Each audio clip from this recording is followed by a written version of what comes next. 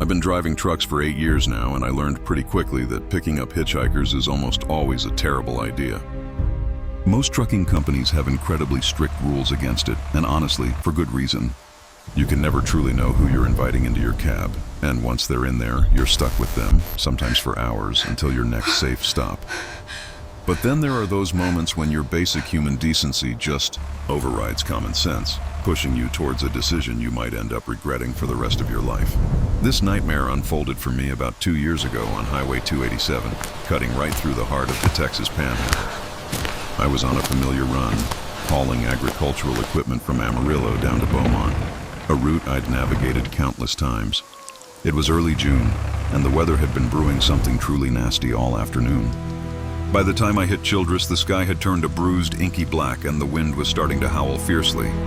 The radio had been buzzing all day with severe thunderstorm warnings, even mentioning potential tornadoes and hail the size of golf balls. I was desperately hoping to punch through the worst of it before the storm truly broke. But Mother Nature, it seemed, had far more dramatic plans in store. Around 7 p.m., just as I was passing through the absolute middle of nowhere, the heavens just opened up. I'm talking about rain so incredibly intense you could barely see 10 feet in front of my rig, even with the wipers going full blast. The wind was violently shaking my trailer, and I was wrestling the steering wheel with everything I had, just trying to keep us between the ditches. Lightning struck so close I could feel the electricity crackle in the air, and the thunder was loud enough to practically rattle my teeth. I was desperately searching for a safe place to pull over and wait out the deluge, when, through the swirling sheet of rain, I saw her. She was maybe 100 yards ahead, just a dark, indistinct silhouette in the downpour, her thumb tentatively raised. For a second, I thought my eyes were playing tricks on me. Who in their right mind would be hitchhiking in weather like this? Bigger than any bear I've ever seen. But as I edged closer, I saw it clearly. A woman, probably in her 30s, utterly soaked to the bone and visibly shivering. My first instinct, the one drilled into me by company policy and years of experience, screamed at me to keep driving. Huge, moving this through the storm trees was like dangerous nothing I've enough. ever seen. I didn't need any added complications. But then my headlights cut through the gloom and landed on her face. She wasn't just wet and cold. She was absolutely terrified. She looked like someone who had been running from something far more menacing than the weather, and the sheer desperation in her eyes just tugged at my heart. I pulled over, the brakes hissing against the rain, and rolled down my passenger window. She stumbled towards the truck, shaking uncontrollably, and I honestly couldn't tell if it was from the brutal cold or sheer terror. "Please help me!" she screamed over the roar of the storm, her voice raw.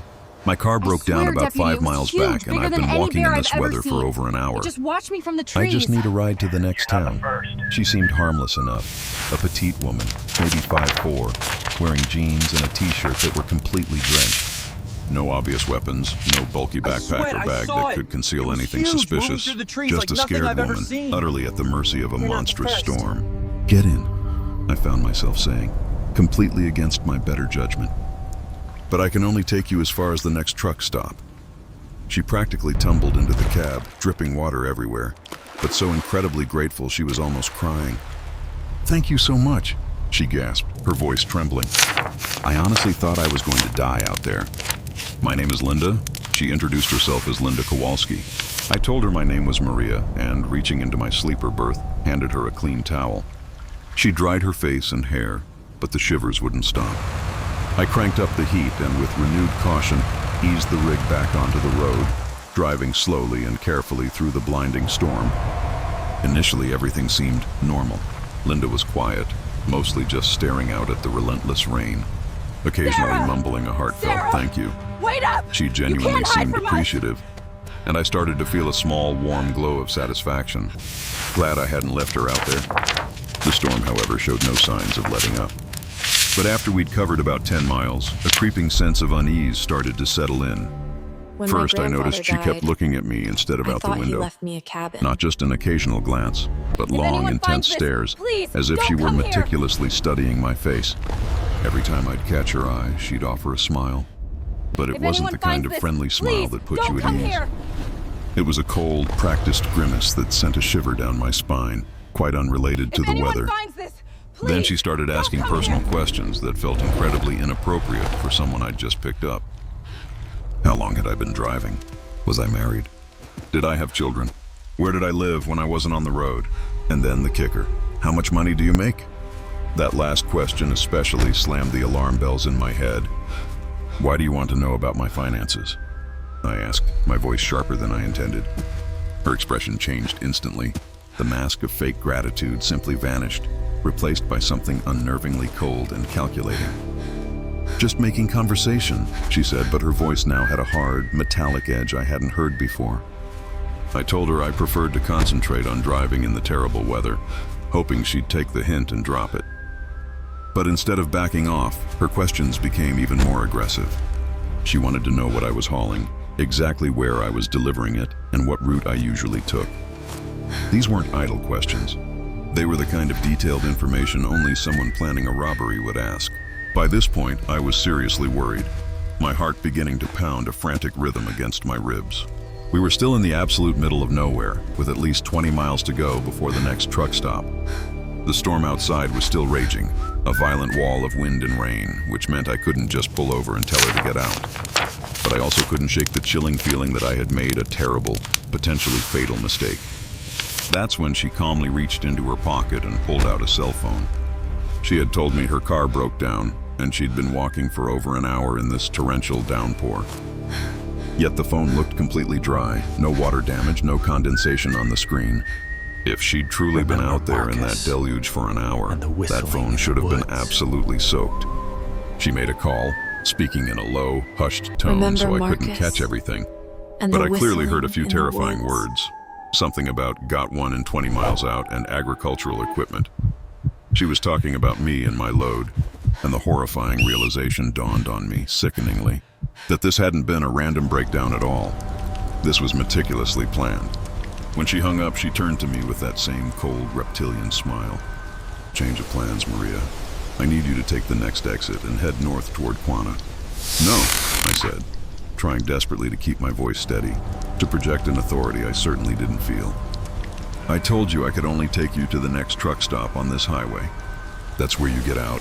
Her smile vanished completely, replaced by an icy glare. I'm not asking you, Maria, I'm telling you.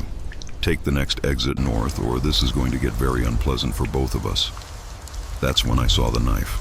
She'd pulled it out of her other pocket, a wicked-looking folding knife with about a 4-inch blade.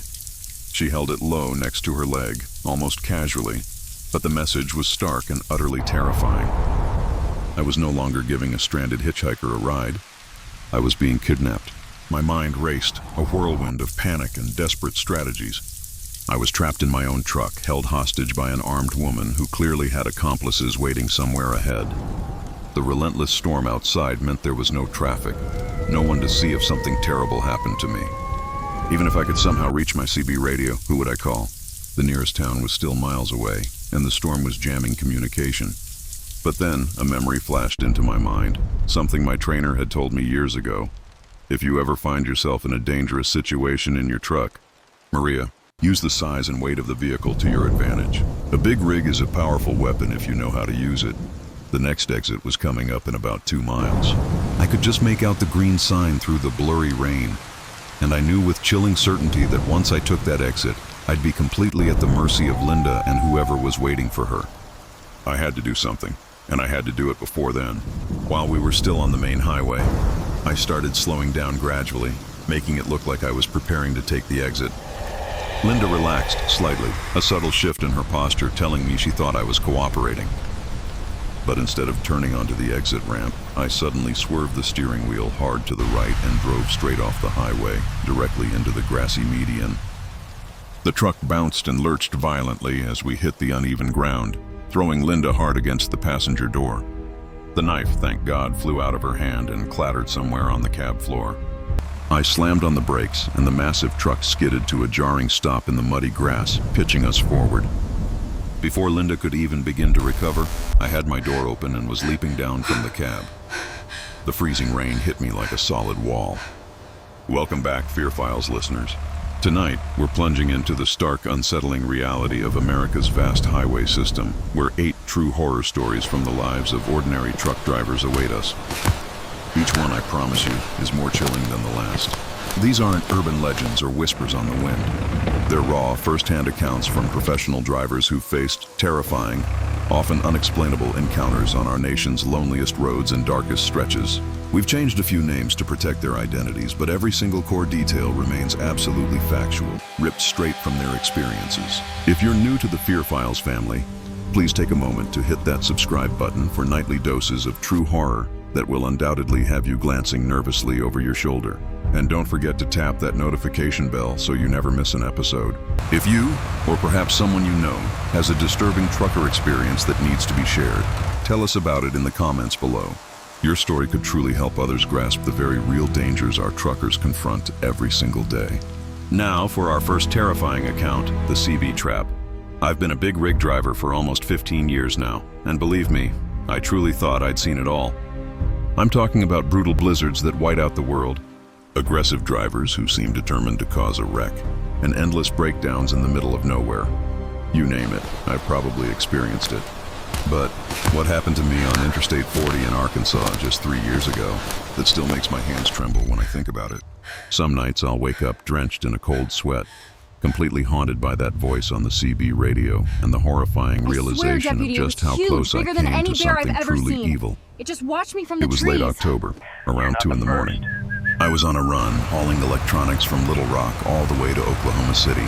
That particular stretch of I-40 through Arkansas, especially between Russellville and Fort Smith, can be incredibly desolate at night. Picture endless, dark forests stretching out on both sides, with maybe one other truck passing in the opposite direction every 10 or 15 minutes.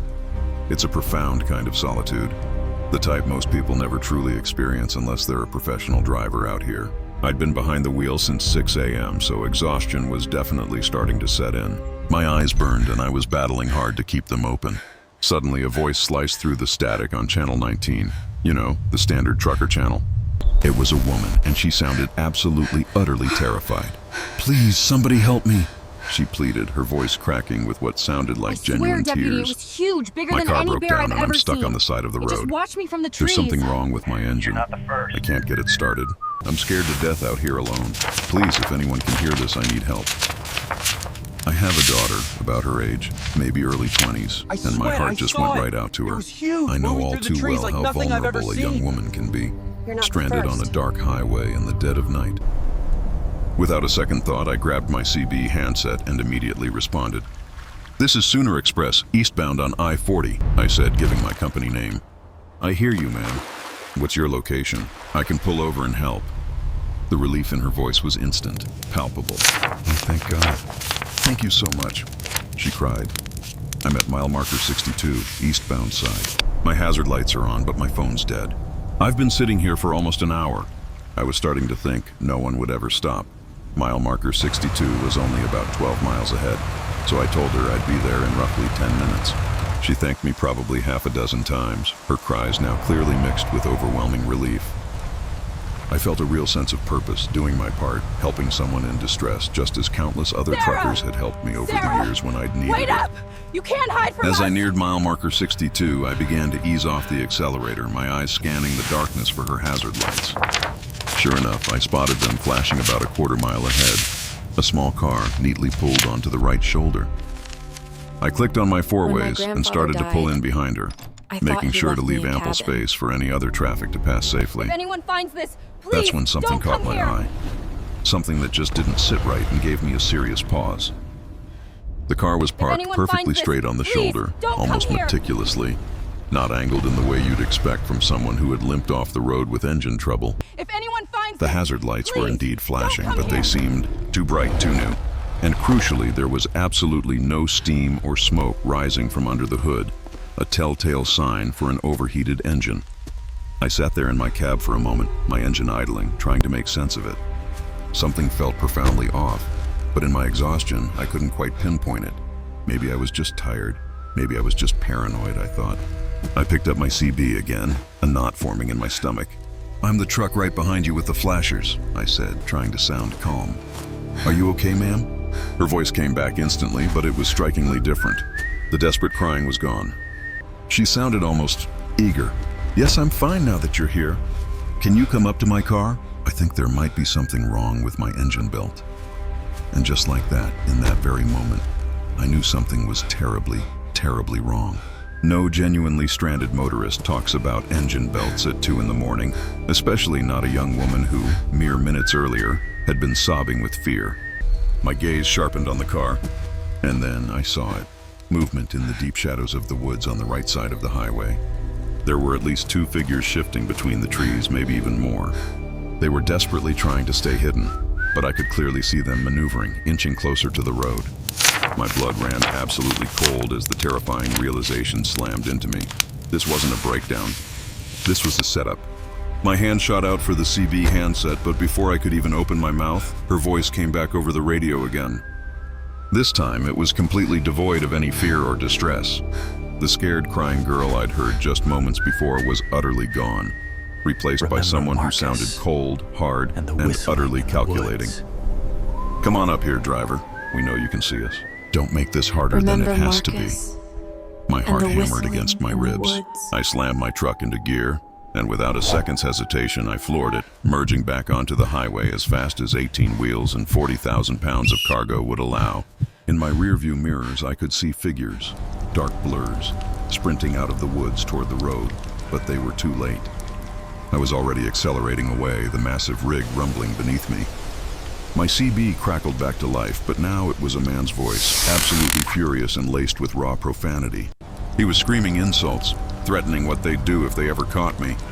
The sound sent shivers down my spine, even as I sped away. Still shaking, I switched to Channel 17 and broadcast an urgent warning to any other drivers in the area. This is Sooner Express, eastbound on I-40 near mile marker 62. There are people attempting to ambush trucks at that location.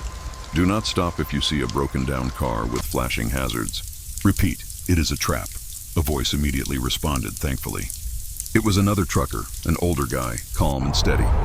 Copy that, Sooner Express. This is Maverick, hauling westbound about 20 miles from your location. I'm calling the Arkansas State Police right now. Are you safe? I'm safe for now, I managed to reply, but there were at least 3 or 4 people involved, and they definitely had CB equipment. They're probably still monitoring this channel. Sure enough, that furious male voice came back over Channel 19, issuing even more threats and boasting that they knew these highways better than any cops. The other trucker and I both switched back to Channel 17, staying in contact. Our voices a lifeline until we passed each other going in opposite directions. About 30 minutes later, I heard the Arkansas State Police on my CB asking for the driver who reported the attempted ambush.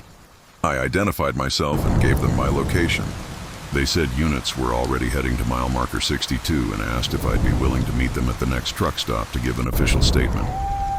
I met the troopers at a Flying J just outside Fort Smith, and what they told me there made my blood run absolutely cold all over again. This wasn't the first such incident on that highway stretch, they explained. There had been 3 other occurrences in the past 6 months, all involving fake breakdowns and CB radios used to lure unsuspecting truckers into stopping. In one horrifying case, a Tennessee driver was brutally beaten and robbed after pulling over to help what he genuinely thought was a stranded motorist. In another, a driver was lucky enough to grow suspicious and drive away, much like I had. But the third case, that one was the most disturbing of all. A Missouri driver had simply vanished without a trace. His truck was found abandoned at mile marker 58, just 4 short miles from where they'd tried to ambush me. The driver himself was never, ever found.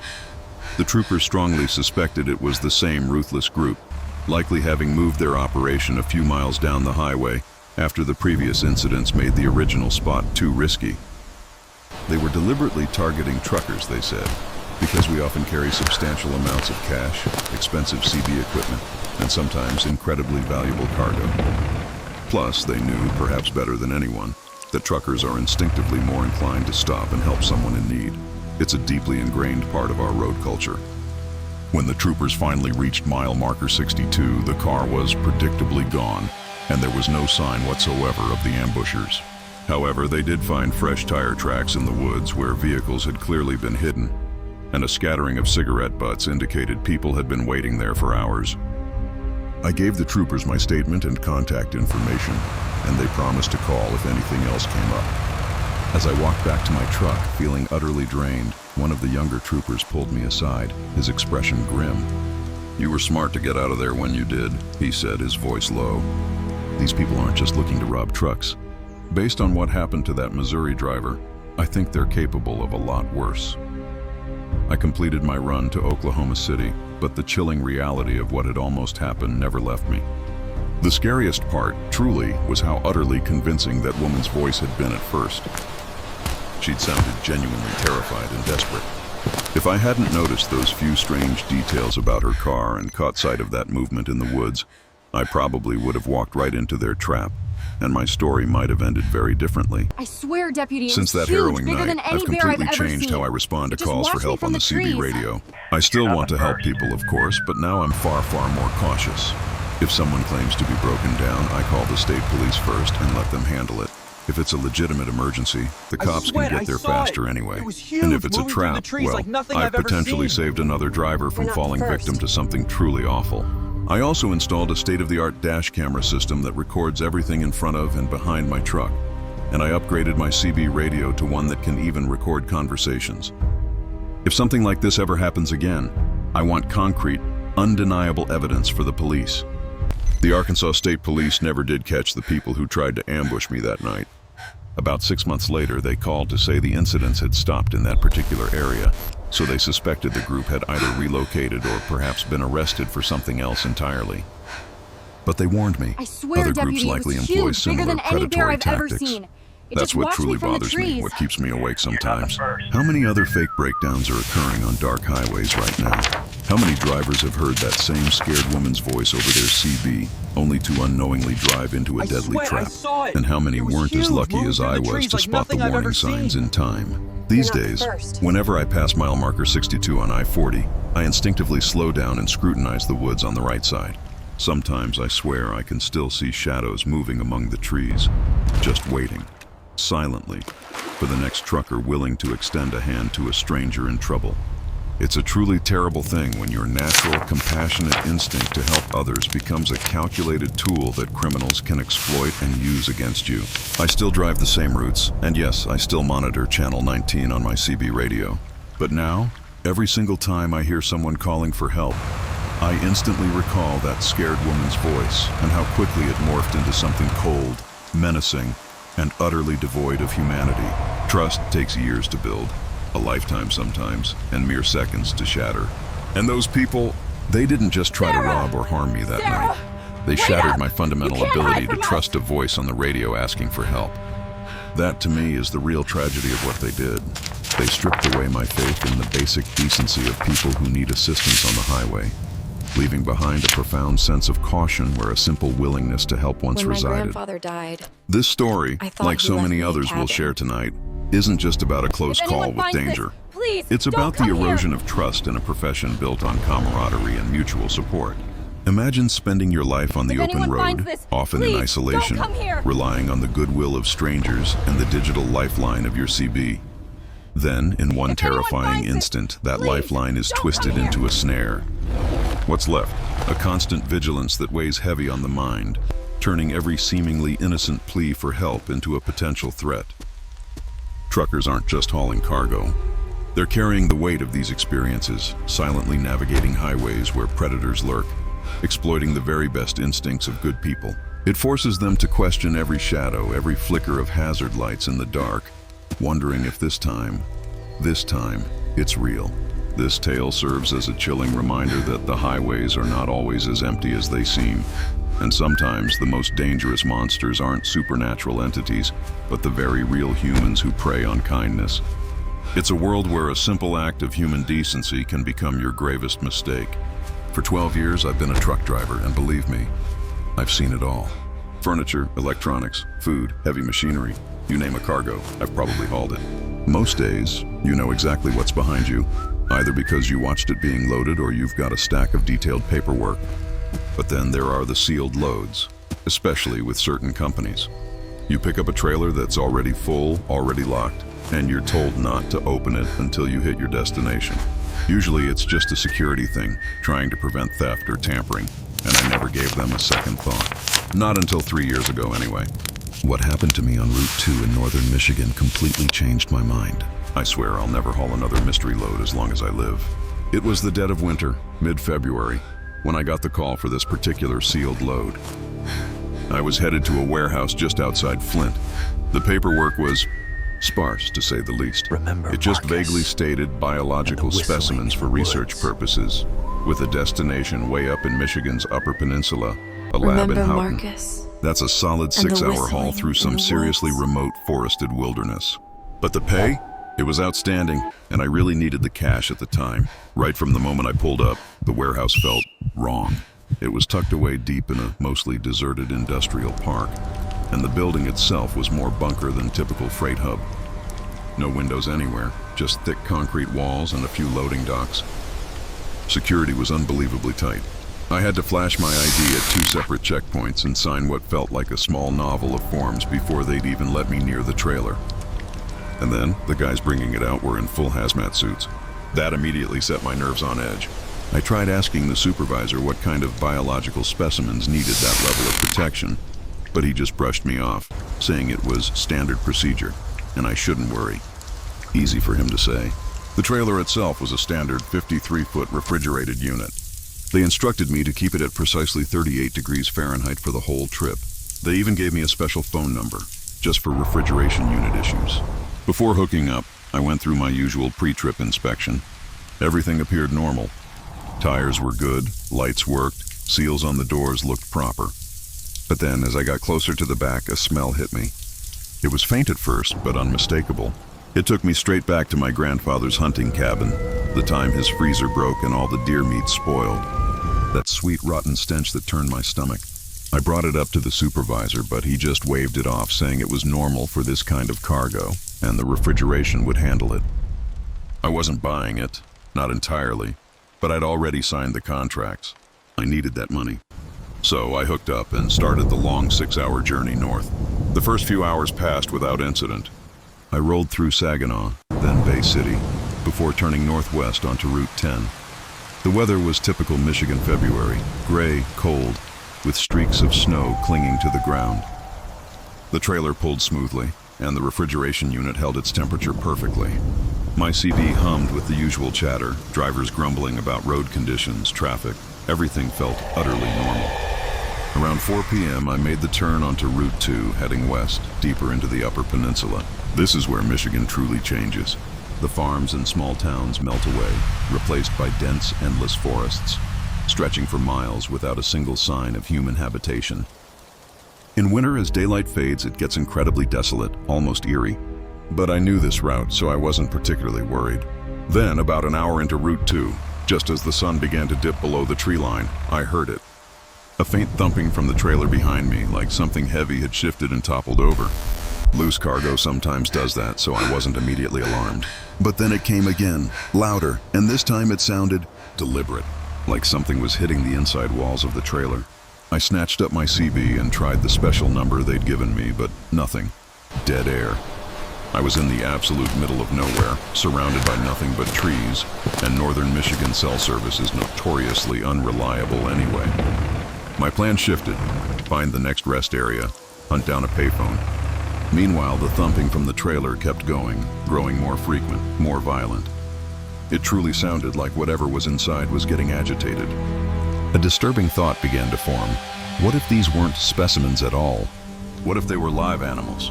Lab animals, maybe, being shuttled between research facilities. That would explain the smell, the noise, and all the secrecy. About 10 miles further down the road, I spotted a small rest area. Just a lonely gravel lot, a couple of picnic tables, and an outhouse. No payphone to be seen. But I had to stop. I had to know what was going on in that trailer. The thumping had become so incessant and loud, I was genuinely worried something inside would break loose and damage the refrigeration unit. I pulled my rig to the far end of the lot, putting as much distance as possible between my truck and the few other cars there. Darkness was closing in fast, and the temperature was plummeting. Clutching my flashlight, I walked back to the trailer. The closer I got, the more intensely the smell assaulted me. It wasn't just that sweet, rotten odor from the warehouse anymore. Now, something else was woven into it, a pungent, sickly mix of wet dog and ammonia. I moved along the side of the trailer, straining to hear. For a beat, everything fell silent. It was huge, bigger Then, than any as my bear I've hand ever reached seen. the cold metal of It the just back watched me doors, from the a sound trees. sliced through the quiet that froze me to the bone. It wasn't a thump. It wasn't a bang. It was scratching. Long, deliberate scrapes, like something with claws was dragging itself across the metal. The scratching wasn't coming from just one spot. It was originating from multiple points inside, growing more frantic with each scrape. It wasn't random shifting anymore. It sounded like whatever was in there was desperately trying to claw its way out. I pressed my ear against the cold metal, hearing other noises too. A strange clicking, and something that sounded eerily like whimpering or whining. Genuine fear started to set in. This wasn't normal. This wasn't just cargo. I began to suspect I'd stumbled into something truly illegal. Were they smuggling exotic animals? Or something far, far worse? My mind raced, settling on one clear thought. I needed to call the police the moment I found a working signal. Bigger than any bear I've ever But as I seen. turned, hurrying back towards my cab, trees. the scratching suddenly completely ceased. The trailer fell into an absolute chilling silence, a quiet that was somehow even more terrifying than all the noise had been. I stood frozen in the deepening darkness. The only sounds, the whispering wind in the trees and the faint hum of traffic miles away on the highway. That's when it hit me, the smell. It was intensifying, becoming overpoweringly strong, and it wasn't just clinging to the trailer anymore. It was everywhere, surrounding me as if whatever had been inside had somehow, impossibly, gotten out. I whipped my flashlight around, scanning the darkness, but there was nothing out of place. Just the stark trees, the snow, and my truck, an unnerving 50 feet away. I started moving quickly back to my cab, but I'd barely covered 20 feet when a sound erupted behind me, slamming the brakes on my walk and sending me into a full-blown sprint. It was a deep guttural noise, a terrifying blend of a growl and a roar. It didn't sound like any animal I'd ever encountered, and it was definitely coming from the direction of my trailer. I didn't hesitate. I threw myself into the cab, fumbling to lock the doors behind me.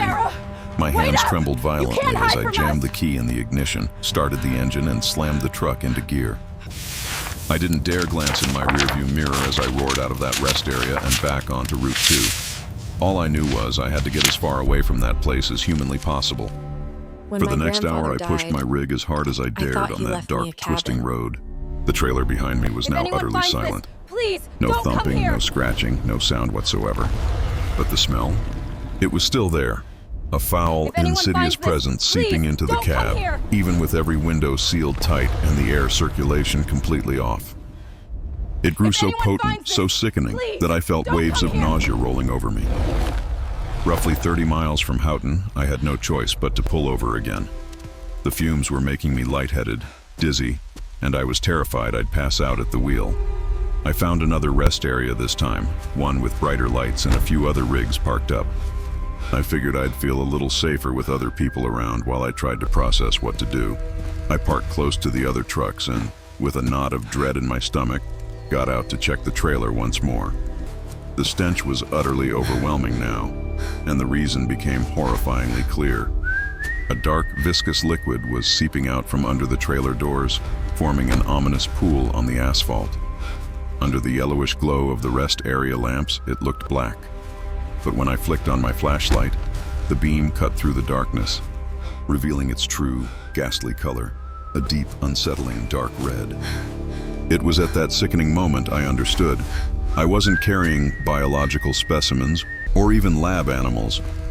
I was hauling something that had died, likely a long time ago, and was now actively decomposing in that sealed trailer. The sheer, grotesque reality of what could be leaking out of there turned my stomach completely. I stumbled to the nearest bushes and retched until there was nothing left. When I returned, another driver was standing beside my trailer, an older gentleman, probably in his 60s, his face etched with concern. "You got a problem there, son?" he asked, his gaze fixed on the dark liquid spreading across the asphalt. "That don't look good at all." I stammered out that it was a sealed load, that I didn't know what was inside, but something had clearly gone terribly wrong. He took one look at the unsettling pool, then shook his head slowly. "Son, Remember Marcus I've been behind the wheel and for the 40 whistling years, in the seen just woods? about every kind of cargo, but I've never ever seen anything like that leak from a legitimate shipment. You need to call the authorities. Right now." He generously offered his satellite phone, and I numbly dialed the Michigan State Police. When I finally managed to relay the horrifying situation to the dispatcher, her voice was firm. "Stay put, exactly where I was, and under no circumstances was I to open that trailer." She assured me units from both the state police and the Department of Environmental Quality were being dispatched immediately. About 30 minutes later, the first police cruisers arrived, followed shortly by a full-blown hazmat team. They instructed me to park my truck roughly 100 yards away while they conducted their investigation. Through my binoculars, I watched them don their complete protective gear before cautiously approaching the trailer's rear doors. When those doors finally swung open, even from my distant vantage point, I saw the hazmat team members visibly recoil, flinching backward. Whatever was inside that trailer was so horrific, so profoundly wrong, that even seasoned professionals, braced for the absolute worst, were utterly shocked. They spent a grueling 2 hours meticulously documenting everything and collecting samples before finally coming to speak with me. The state police detective who conducted my interview was tight-lipped. He wouldn't tell me precisely what they'd discovered inside that chilling container, but he did confirm it definitely wasn't biological specimens for research. He vaguely stated it appeared to be the remains of multiple large animals, illegally slaughtered and transported without any proper permits or refrigeration. He also informed me that the company I'd contracted with was already under investigation for numerous other violations. But what truly gnawed at me, what still keeps me up at night, was his comment about the scratches inside the trailer walls. He said they looked fresh, unmistakably made during transport. But if these animals were already dead when they were loaded, how on earth could they have made those marks? When I pressed him on it, he simply repeated that the investigation was active, and he couldn't divulge further details. I never got a full explanation, never found out what was truly in that trailer, and no, I never saw a dime for the job either. The company vanished completely just a few weeks after the incident. The detective suggested they were likely involved in some illegal wildlife trafficking ring, but that theory still doesn't account for the sounds I heard, the frantic scratching, or the undeniable sense that whatever was trapped in there was fighting desperately to get out. I quit that trucking company the very next day. I found a new job with a firm that deals exclusively in legitimate, fully documented cargo.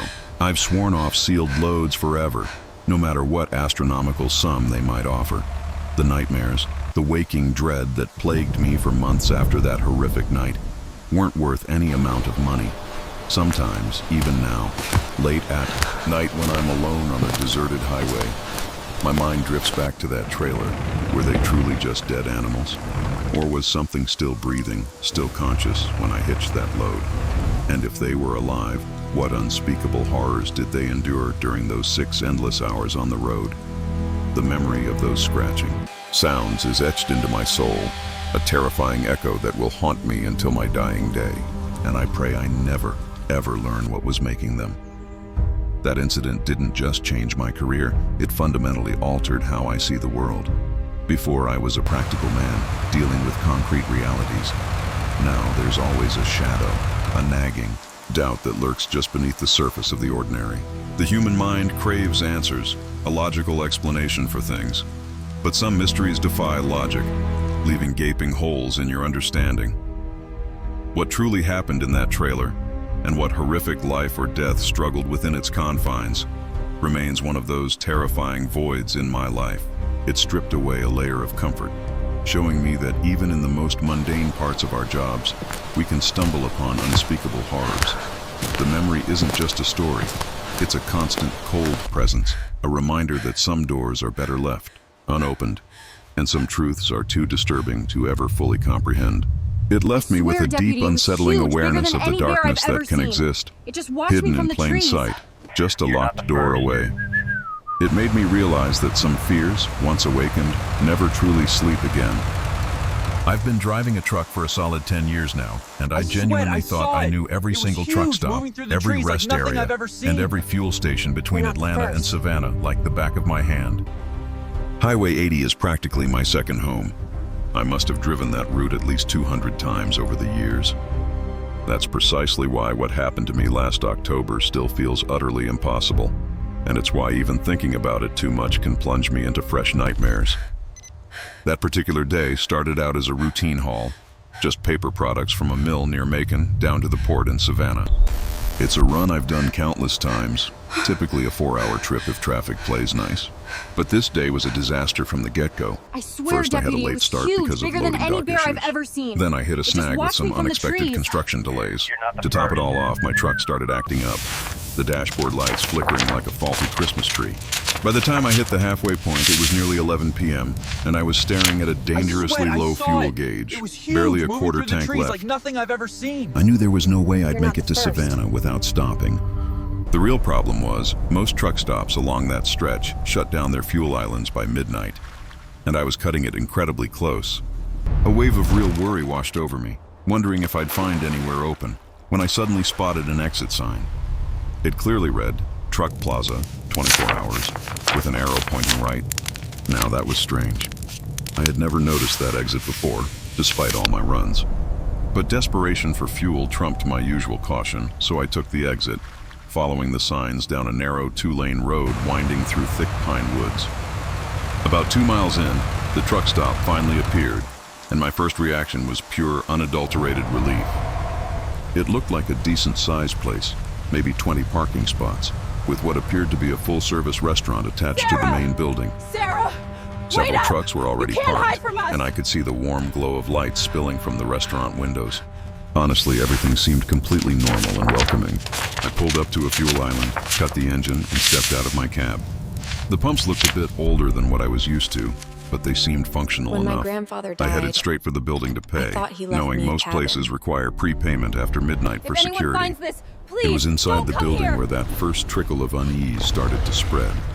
The decor looked like it hadn't seen an update since anyone perhaps the finds this, 1970s. please, don't come here. Wood-paneled walls, a shockingly orange carpet, and old-fashioned cash registers with chunky If buttons and anyone mechanical finds this, displays. Please, don't come here. Behind the counter stood a middle-aged woman with a towering beehive hairdo and makeup that seemed plucked right from an old movie. "Evening, honey," she greeted me with a genuinely friendly smile. "What can I do for you?" I explained I needed to fill my tanks and asked if I could use my company credit card. She took the card, turning it over in her hands, examining it as if she'd never seen such a thing before. "I'm sorry, sweetheart, but we only take cash," she said sweetly. "There's an ATM over by the restaurant if you need to get some money." This immediately struck me as incredibly odd. Every truck stop in America accepts credit cards, especially company fuel cards, but I desperately needed that fuel. So I walked over to the ATM. It was one of those ancient machines with a tiny green screen and buttons that looked like they'd been installed way back in the 1980s. When I slid my card in, it made a series of strange beeping noises. But eventually, blessedly, it dispensed the cash I needed. I paid for the fuel and went back out to pump it. As I was filling my tanks, my eyes drifted over the other parked trucks. That's when I noticed yet another strange detail. All the trucks looked incredibly old, not just well-maintained vintage models, but truly ancient. The kind of trucks from the 1970s and 80s you'd only ever see at a truck show or in a museum. One was a beautiful 1979 Peterbilt, complete with the classic cab and chrome exhaust stacks. Another was an early 1980s Kenworth with a paint job I hadn't seen in decades.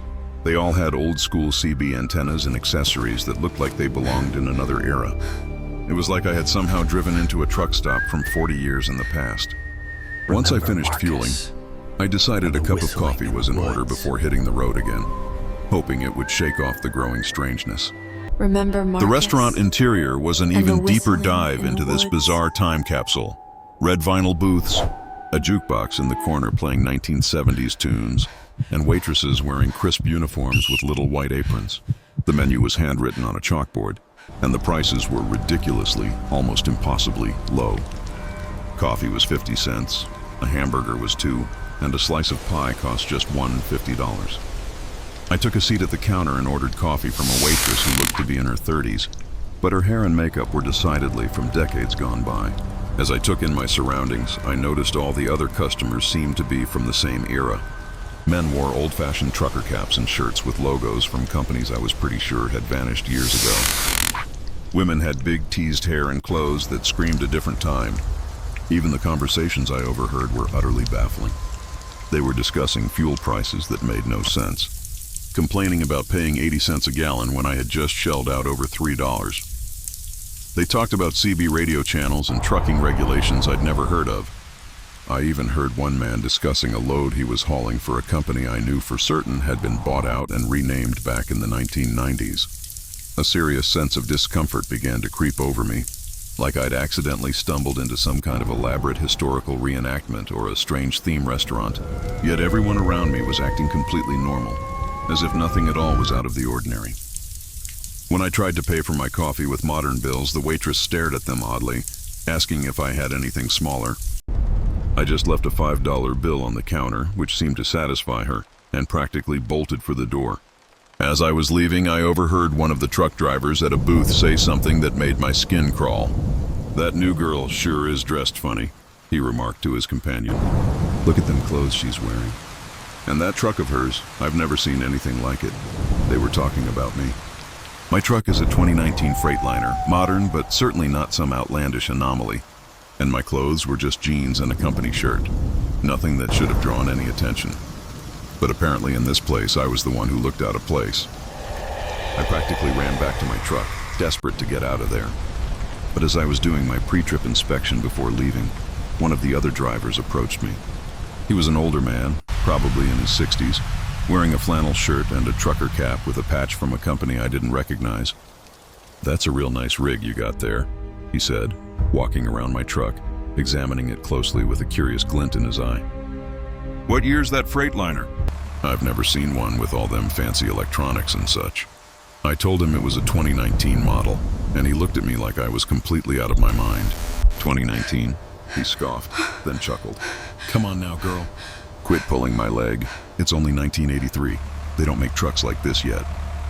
My heart started hammering against my ribs as the full horror of what he was saying sank in. According to this man, it was 1983. But I knew with every fiber of my being that it was October 2023 when I'd pulled into that truck stop. I looked at his truck again, a 1970s Peterbilt that somehow looked brand new, and suddenly everything started to click into place in the most terrifying way imaginable. Somehow, inexplicably, I had stumbled into a truck stop that existed in the wrong time. Either I had gone back in time, or this place was a pocket of the past, or something even stranger was happening that I couldn't even begin to comprehend. I mumbled something about needing to get going and scrambled into my cab as fast as humanly possible. My hands were shaking so violently I almost dropped the key as I started the engine and threw the truck into gear. I peeled out of that truck stop parking lot faster than I had ever driven with a full load, desperate to get back to the main highway and away from whatever impossible nightmare I had just experienced. The drive back to Highway 80 felt like an eternity, even though it was only about 2 miles. When I finally reached the on-ramp and merged back onto the interstate, a choked breath escaped me. Everything looked normal. Modern trucks, typical traffic, contemporary billboards and signs. I was back in 2023, where I belonged. I drove straight through to Savannah without another stop, delivered my load, and immediately called my dispatcher to tell him what had happened. He just thought I was either joking or having some kind of exhaustion-induced breakdown. I swear, Deputy, it was When I huge, insisted I bigger was than any serious, bear I've ever he just seen. told me to get some just sleep, watched me and from we the talked trees. about it when I got back to the terminal. The very next morning, I called the Georgia Department of Transportation to ask about truck stops along Highway 80. I described the exact location where I had stopped, but they told me there was no truck stop at that exit. According to their records, there was nothing but woods and private property in that area. The following week, I drove back to that exact spot, determined to prove to myself that I hadn't imagined the whole terrifying ordeal. I found the exit sign and took the same route down the 2-lane road through the pine woods. But when I got to where the truck stop should have been, there was nothing there. Just trees and an empty field. No building, no fuel pumps, no parking lot, absolutely nothing. I asked other drivers who regularly run Highway 80 if they had ever seen a truck stop at that location. Most said no.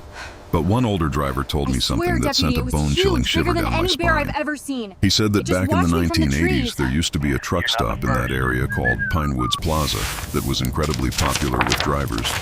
But it had burned down in 1984 and was never rebuilt. According to him, several drivers had tragically died in that fire, including some who were sleeping in their cabs in the parking lot when the restaurant caught fire and the flames spread to the fuel pumps. He called it one of the worst truck stop disasters in Georgia history, and he said that area had been considered cursed ever since. I've never found any official records of this fire, and I've never been able to find anyone who can officially confirm that story. But I also have never been able to explain what happened to me that night. I know what I saw, what I experienced, and what I heard those people say. I was in a truck stop from 1983, surrounded by drivers and trucks from 40 years ago. Since that night, I've completely changed my route between Macon and Savannah. I take Highway 16 instead of Highway 80 now, even though it adds almost an hour to my drive time. I simply cannot bring myself to pass that exit again, and I absolutely refuse to drive that stretch of road after dark. Other drivers think I'm crazy, and maybe I am, but I know what I experienced, and I know deep in my soul that it was real. That night haunts me constantly. It's hard to reconcile what I know to be true with what I experienced in that phantom truck stop. I spend endless hours dissecting every detail, every conversation, trying to find a logical explanation, but there isn't one. When my grandfather died, the confidence I once had in my roots and my understanding of the world has been shattered. Please, Every unfamiliar exit sign, every dimly lit rural road now sparks a primal fear. I drive with a constant undercurrent of dread, always wondering if I'll turn a corner and stumble into another impossible place, another glitch in time. It makes you question everything you thought you knew about reality, about what's possible and what isn't. Sometimes, late at night when I'm driving through rural areas, a cold shiver runs through me as I wonder if there are other places like that truck stop out there. Places where time doesn't work the way it should, where the past and present get mixed up in ways we cannot begin to understand. I just pray I never find another one. Please rewrite this script in a natural and fluent tone with proper grammar and punctuation. Make sure it sounds human, emotionally engaging, and easy to follow, while keeping the original meaning and message intact without heading and more 100 words related this script in the end. I've been driving a truck for 10 years now, and I thought I knew every truck stop, rest area, and fuel station between Atlanta and Savannah. Highway 80 is one of my regular routes. I've probably driven it 200 times over the years. That's why what happened to me last October still makes no sense, and it still gives me nightmares when I dwell on it too much. I was hauling paper products from a mill outside Macon down to the port in Savannah. It was a routine run I'd done dozens of times, usually taking about 4 hours, traffic permitting. But this particular day had been a disaster from the start. I got a late start due to problems at the loading dock, then hit construction delays. After that, my truck started having electrical issues that made my dashboard lights flicker on and off. By the time I reached the halfway point, it was almost 11 p.m. and I was running dangerously low on fuel. My fuel gauge showed less than a quarter tank, and I knew I wouldn't make it to Savannah without stopping. The problem was, most truck stops along that stretch closed their fuel islands at midnight, and I was cutting it very close. I was getting worried about finding an open station when I saw the exit sign. And the whistling It read, Truck Plaza, 24 hours, with an arrow pointing right. I'd never noticed that exit before, which was strange since I'd driven this route so many times. But I was desperate for fuel, so I took the exit and followed the signs down a 2-lane road through some pine woods. The truck stop appeared about 2 miles down the road, and my first thought was relief that I'd found somewhere to fuel up. It was a decent-sized place with maybe 20 parking spots and what looked like a full-service restaurant attached to the main building. Several trucks were already parked there, and I could see lights on in the restaurant windows. Everything looked normal and welcoming. I pulled up to the fuel island and shut off my engine. The pumps looked a little older than what I was used to, but they seemed to be working fine. I got out of my cab and walked over to the building to pay for my fuel, since most places require prepayment after midnight for security. Inside the building was when I first started to notice something was off. The decor looked like it hadn't been updated since maybe the 1970s. Wood-paneled walls, orange carpet, and old-fashioned cash registers with big buttons and mechanical number displays.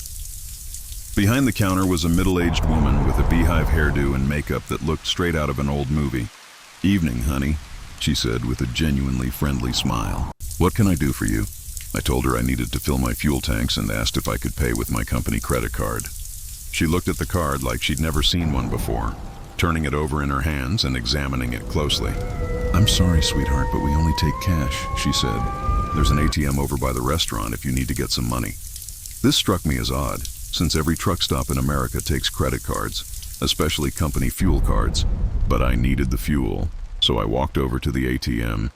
It was one of those ancient machines with a tiny green screen and buttons that looked like they'd been installed in the 1980s. When I put my card in, It made strange beeping noises, but eventually dispensed the cash I needed. I paid for the fuel and went back out to pump it into my tanks. While I was filling up, I looked around at the other parked trucks. That's when I noticed something else strange. All the trucks looked old. Not just well-maintained older models, but genuinely vintage, like trucks from the 1970s and 1980s that you'd normally only see at truck shows or in museums. One was a 1979 Peterbilt with the old-style cab and chrome exhaust stacks. Another was an early 1980s Kenworth with a paint job you never see anymore. All the trucks had CB antennas and accessories that looked decades old. It was like stepping into a truck stop from 40 years in the past. I finished fueling and decided to go into the restaurant for a cup of coffee before getting back on the road. The restaurant interior was an even deeper time capsule than the main building. Red vinyl booths, a jukebox in the corner playing 1970s tunes, and waitresses wearing uniforms with little white aprons. The menu was handwritten on a chalkboard, and the prices were ridiculously low. Coffee was 50 cents, hamburgers were $2, and pie was $1.50. I sat at the counter and ordered coffee from a waitress who looked to be in her 30s, but her hair and makeup were from decades ago. And I realized all the other customers looked the same way. Men wearing trucker caps and shirts with logos from companies I was pretty sure had gone out of business years ago. Women with big hair and clothes that looked like they belonged to a different era. The conversations I overheard were strange too. They were talking about fuel prices that made no sense, complaining about paying 80 cents a gallon when I had just paid over $3. They discussed CB radio channels and trucking regulations I'd never heard of. One man was talking about a load he was hauling to a company I knew for certain had been bought out and renamed in the 1990s. I started to feel seriously uncomfortable, like I'd accidentally walked into some kind of historical reenactment or theme restaurant.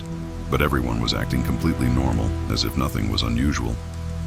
When I tried to pay for my coffee with modern bills, the waitress looked at them strangely and asked if I had anything smaller. I left a $5 bill on the counter, which seemed to satisfy her, and headed for the door. As I was leaving, I heard one of the truck drivers at a booth say something that made my skin crawl. "That new girl sure is dressed funny," he remarked to his companion. "Look at them clothes she's wearing. And that truck of hers, I've never seen anything like it." They were talking about me. My truck is a 2019 Freightliner, modern but not unusual by any means. And my clothes were just jeans and a company Deputy, shirt. it was huge, bigger Nothing than any that should bear have I've ever attracted seen. attention. It just watched me from the But trees. apparently, in this place, I was the one who looked out of place. I walked quickly back to my truck, desperate to get out of there. But as I was doing my pre-trip inspection before leaving, one of the other drivers approached me. It was huge. He was an moving older through man, the trees like probably nothing I've in ever his seen. 60s, wearing a flannel not the shirt and a first. trucker cap with a patch from a company I didn't recognize. "That's a real nice rig you got there," he said, walking around my truck and examining it closely. "What year's that Freightliner? I've never seen one with all them fancy electronics and such." I told him it was a 2019 model, and he looked at me like I was crazy. "2019? He said, laughing. "Come on now, girl. Quit pulling my leg. It's only 1983. They don't make trucks like this yet." My heart started pounding as I realized what he was saying. According to this man, it was 1983, but I knew for Deputy, certain it was huge, October bigger than any bear I've 2023 ever when I seen. stopped at this It truck just watched stop. me from the I trees. looked at his truck again, the 1970s Peterbilt that looked brand new. And suddenly everything started to make sense in the most terrifying way possible. Somehow I had stumbled into a truck stop that existed in the wrong time.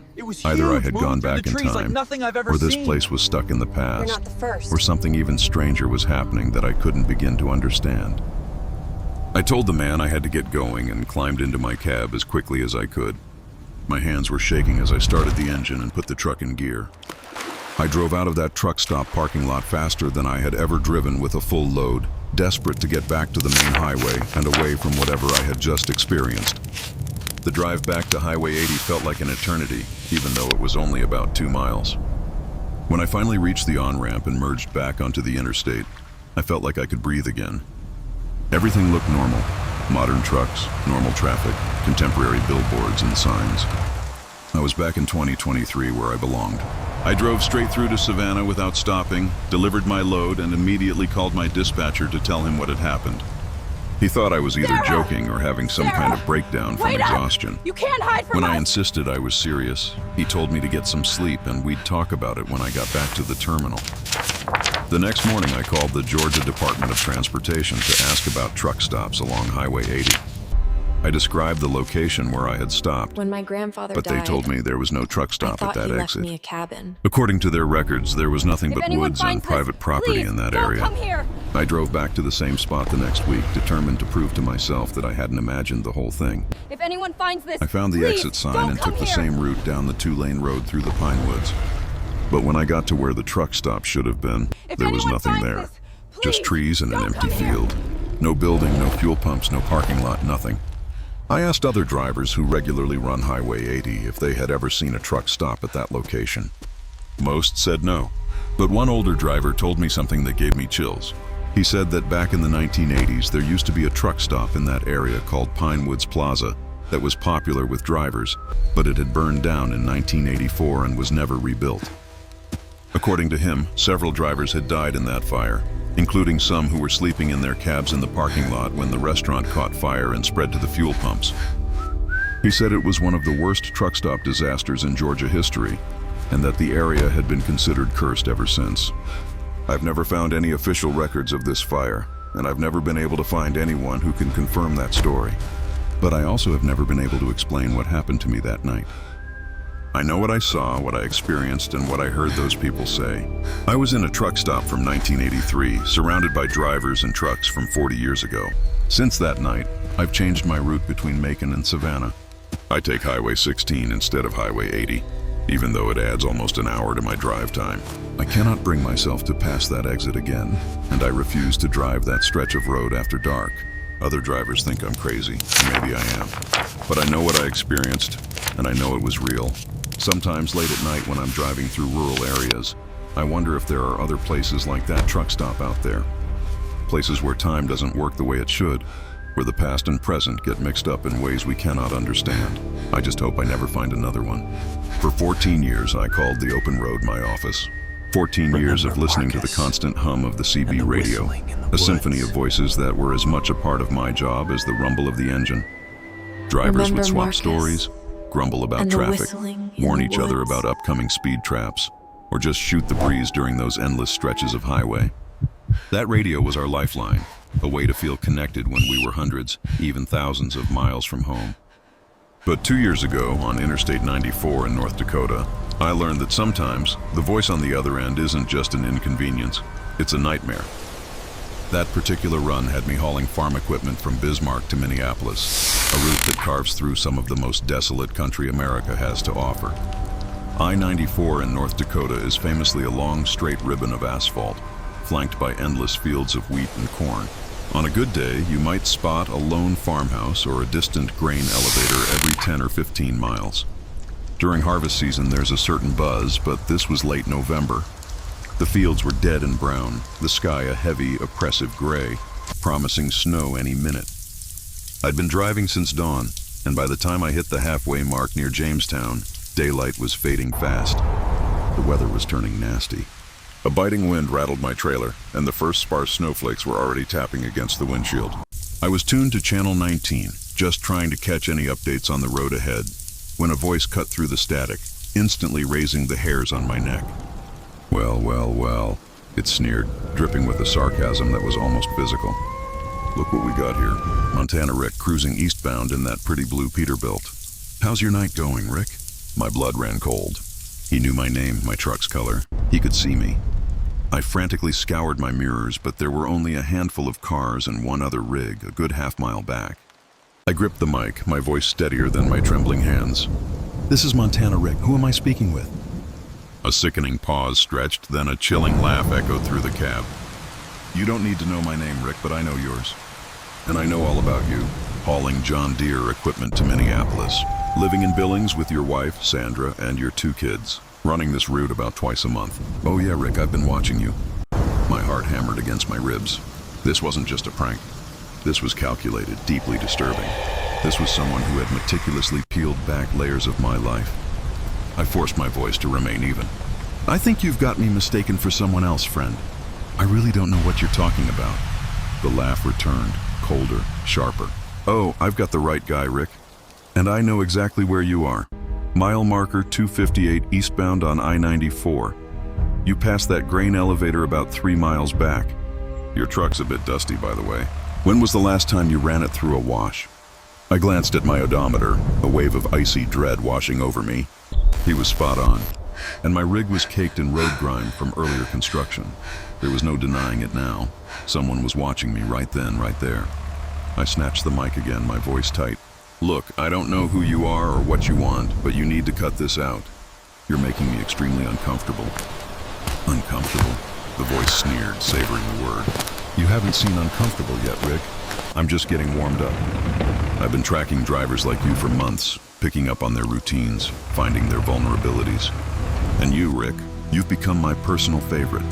My eyes darted frantically between my mirrors, desperately trying to pinpoint the vehicle this lunatic was driving. The semi behind me was too distant to make out any details, but a few cars could easily be tailing me.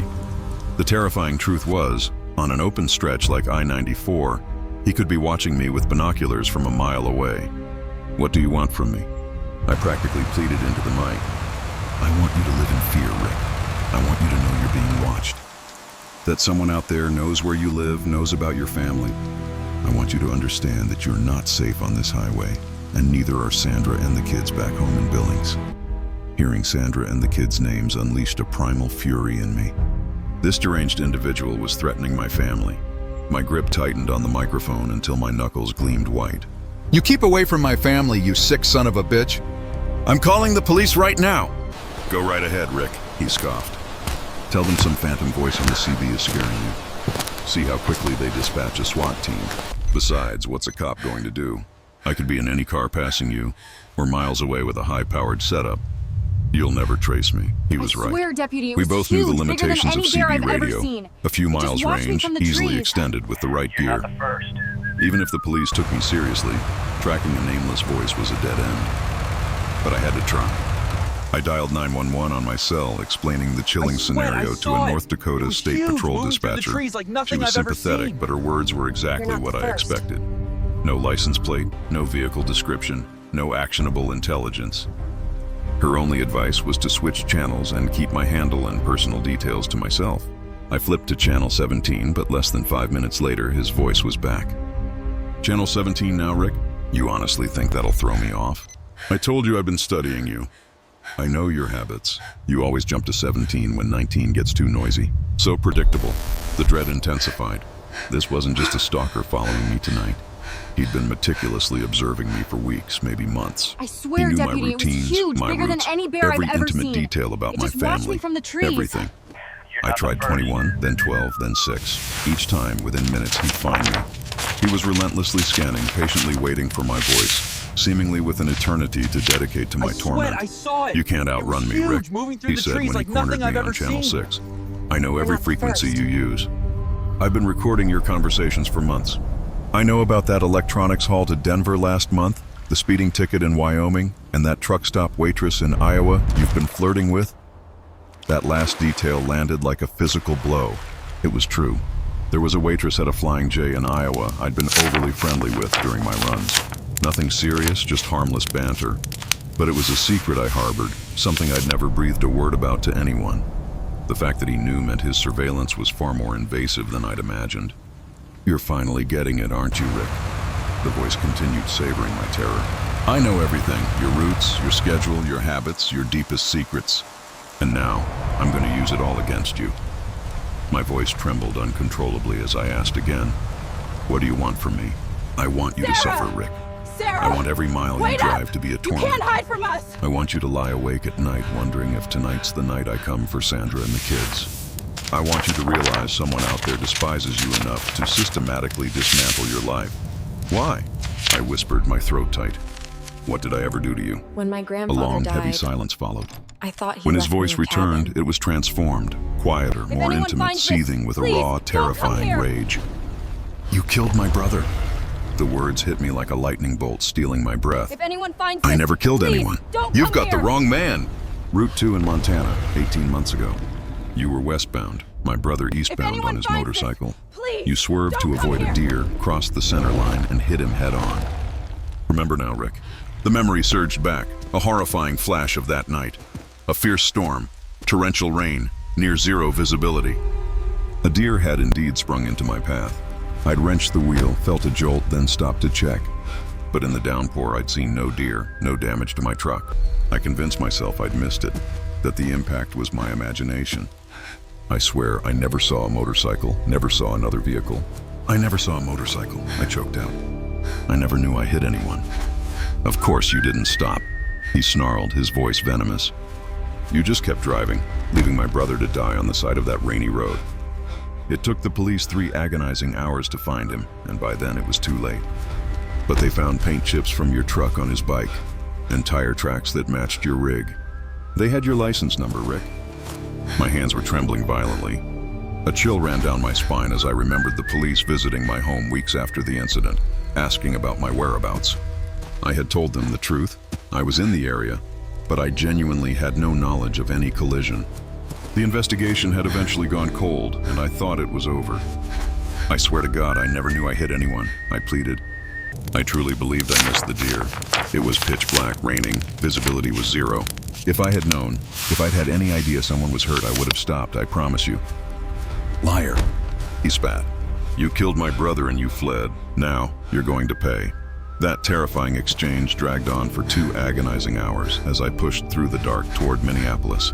He'd vanish for a while, only to reappear on a different channel, each time with fresh threats, fresh revelations about my life, and chilling promises of what he planned for my family. Remember Marcus? He rattled off my children's school names, my home address, the make and model of Sandra's car.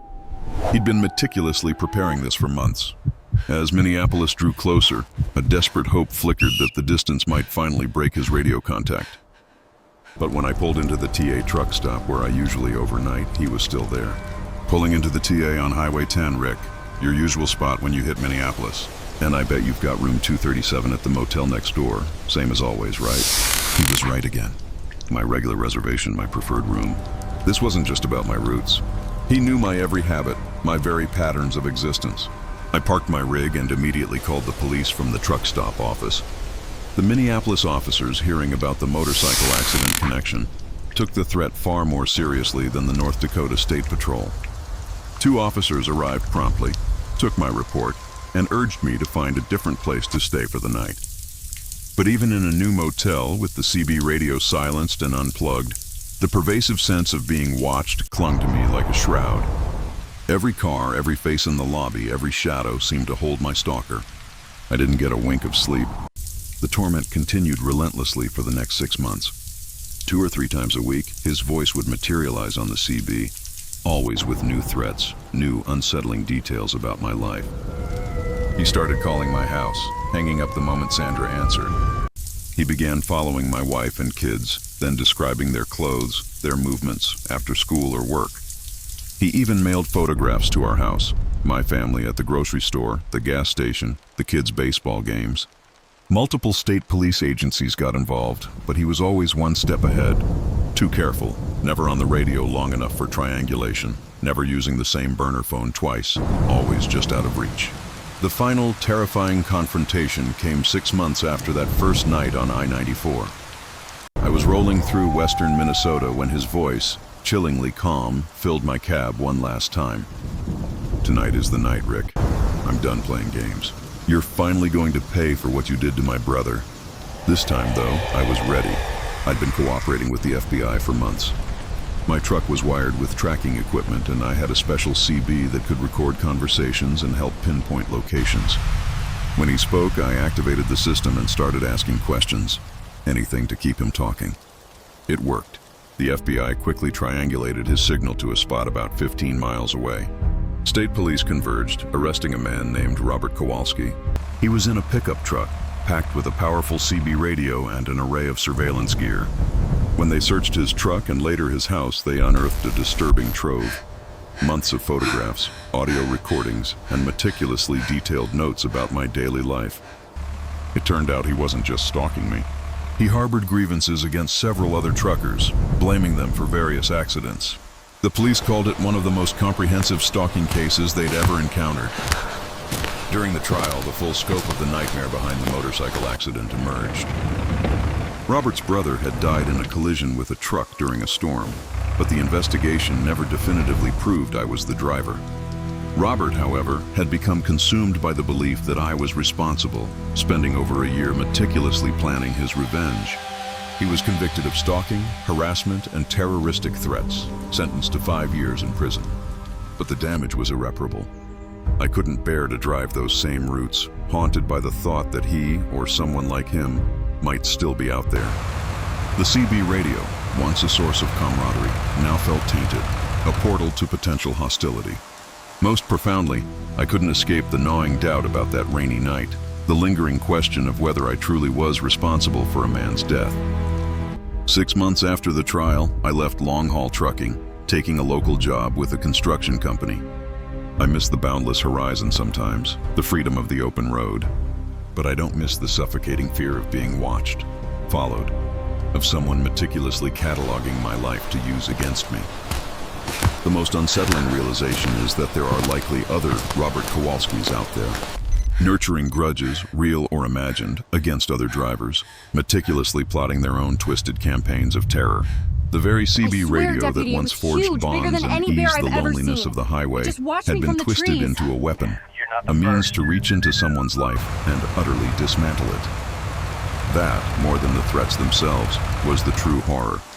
The chilling understanding that the technology that makes this solitary profession bearable can also make it utterly terrifying. You're not the first. This whole ordeal profoundly changed my perception of privacy and anonymity.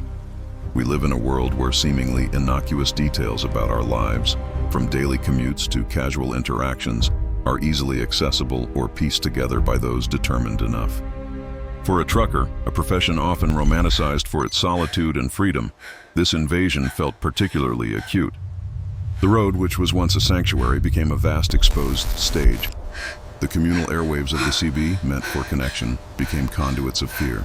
It makes you wonder how many other small accidents, Deputy, misunderstandings, bigger or than even any just bear I've ever perceived seen. slights are Just watch brewing me into from the similar trees. obsessions in the minds of others. The constant vigilance required to protect myself and my family after Robert's arrest didn't vanish with his imprisonment. It burrowed deep.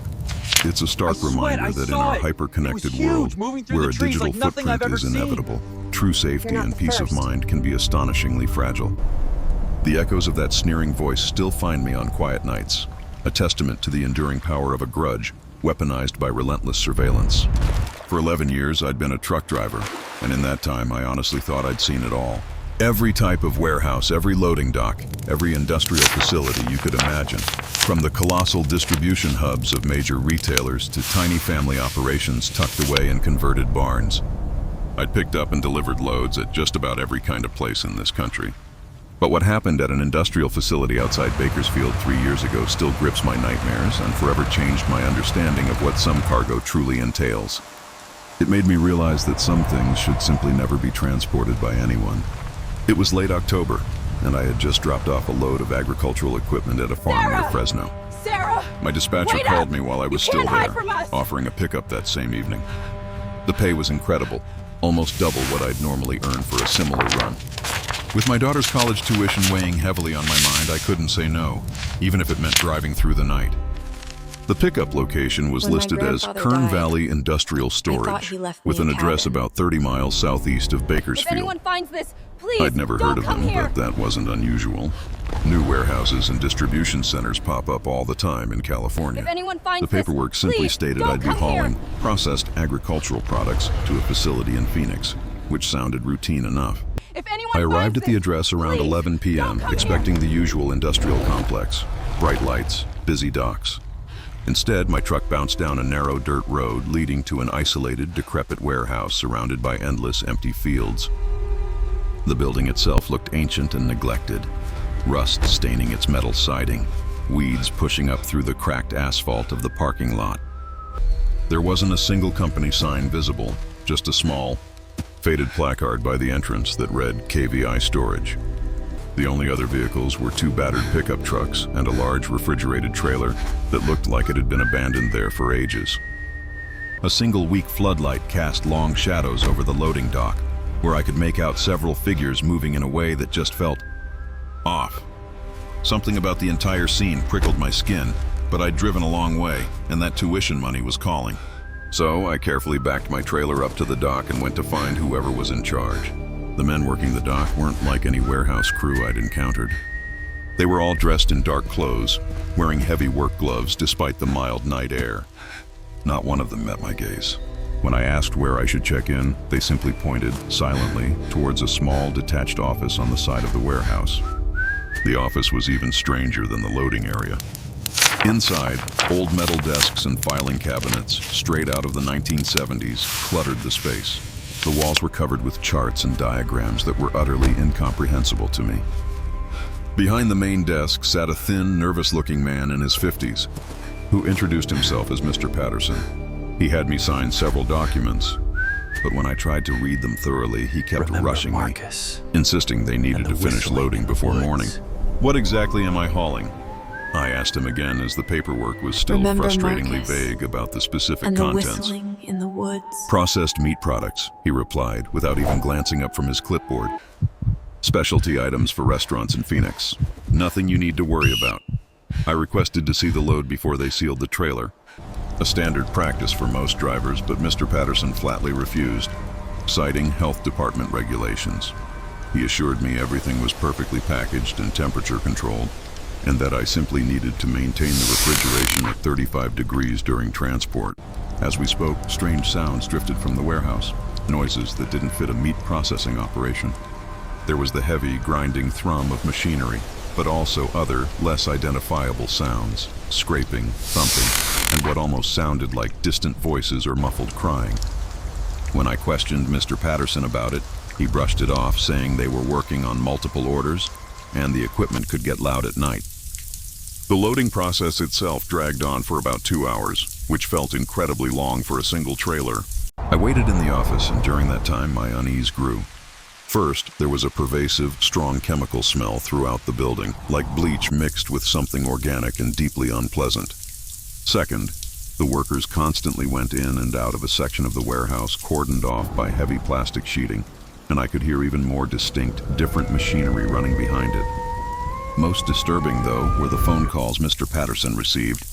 He'd answer in a hushed voice, having brief, coded conversations. I caught phrases like, "Processing complete on batch 7, disposal truck. Arrives at 3, and sanitization. Of area 4 needed before morning." These were not the typical business conversations of a legitimate food processing facility. Around 1 a.m. the workers finally finished, and Mr. Patterson had me sign the final paperwork. As I walked back to my truck, I passed perilously close to that plastic sheeting. Through a small gap, my gaze inadvertently slipped inside the blocked-off room, and what I saw froze the blood in my veins. There were several large metal tables bathed in harsh, bright lights, and on them lay what could only be described as body parts. Not animal parts, as you'd find in a slaughterhouse, but unmistakably human limbs and torsos. People in surgical scrubs moved around the tables, surrounded by medical instruments and containers brimming with organs. The horrifying realization slammed into me. I was staring at an illegal organ harvesting operation. I forced myself to act normal as I continued to my truck, but my hands trembled violently as I fumbled with the keys and started the engine. The workers sealed my trailer, handed me the documentation, and I pulled away from that warehouse as quickly as I could without drawing suspicion. But the moment I was out of sight, I pulled over and dialed 911. The Kern County Sheriff's Department dispatcher took my report with surprising gravity when I described what I'd witnessed. She told me I needed to continue my delivery as planned so as not to tip off the criminals that they had been discovered. Detectives, she said, would meet me at a truck stop outside Barstow to examine the cargo and coordinate with law enforcement in Arizona. The next 4 hours were an eternity. I drove through the night, a chilling certainty growing with every mile. My trailer was not just carrying evidence, but actual human remains, proof of unimaginable butchery. The refrigeration unit dutifully kept the trailer at the required temperature, and the thought of what exactly I was keeping cold back there turned my stomach. Every time I glanced in my mirrors and saw that dark box trailing behind me, I felt a fresh wave of nausea. As promised, the detectives met me at the truck stop, accompanied by a team from the coroner's office and several FBI agents. When they finally opened my trailer, even these seasoned professionals visibly recoiled. The trailer was packed with coolers and containers, and inside them were human organs, tissue samples, and body parts, harvested and meticulously packaged for transport. According to the FBI agent who interviewed me, I had unwittingly stumbled into a large-scale illegal organ trafficking network.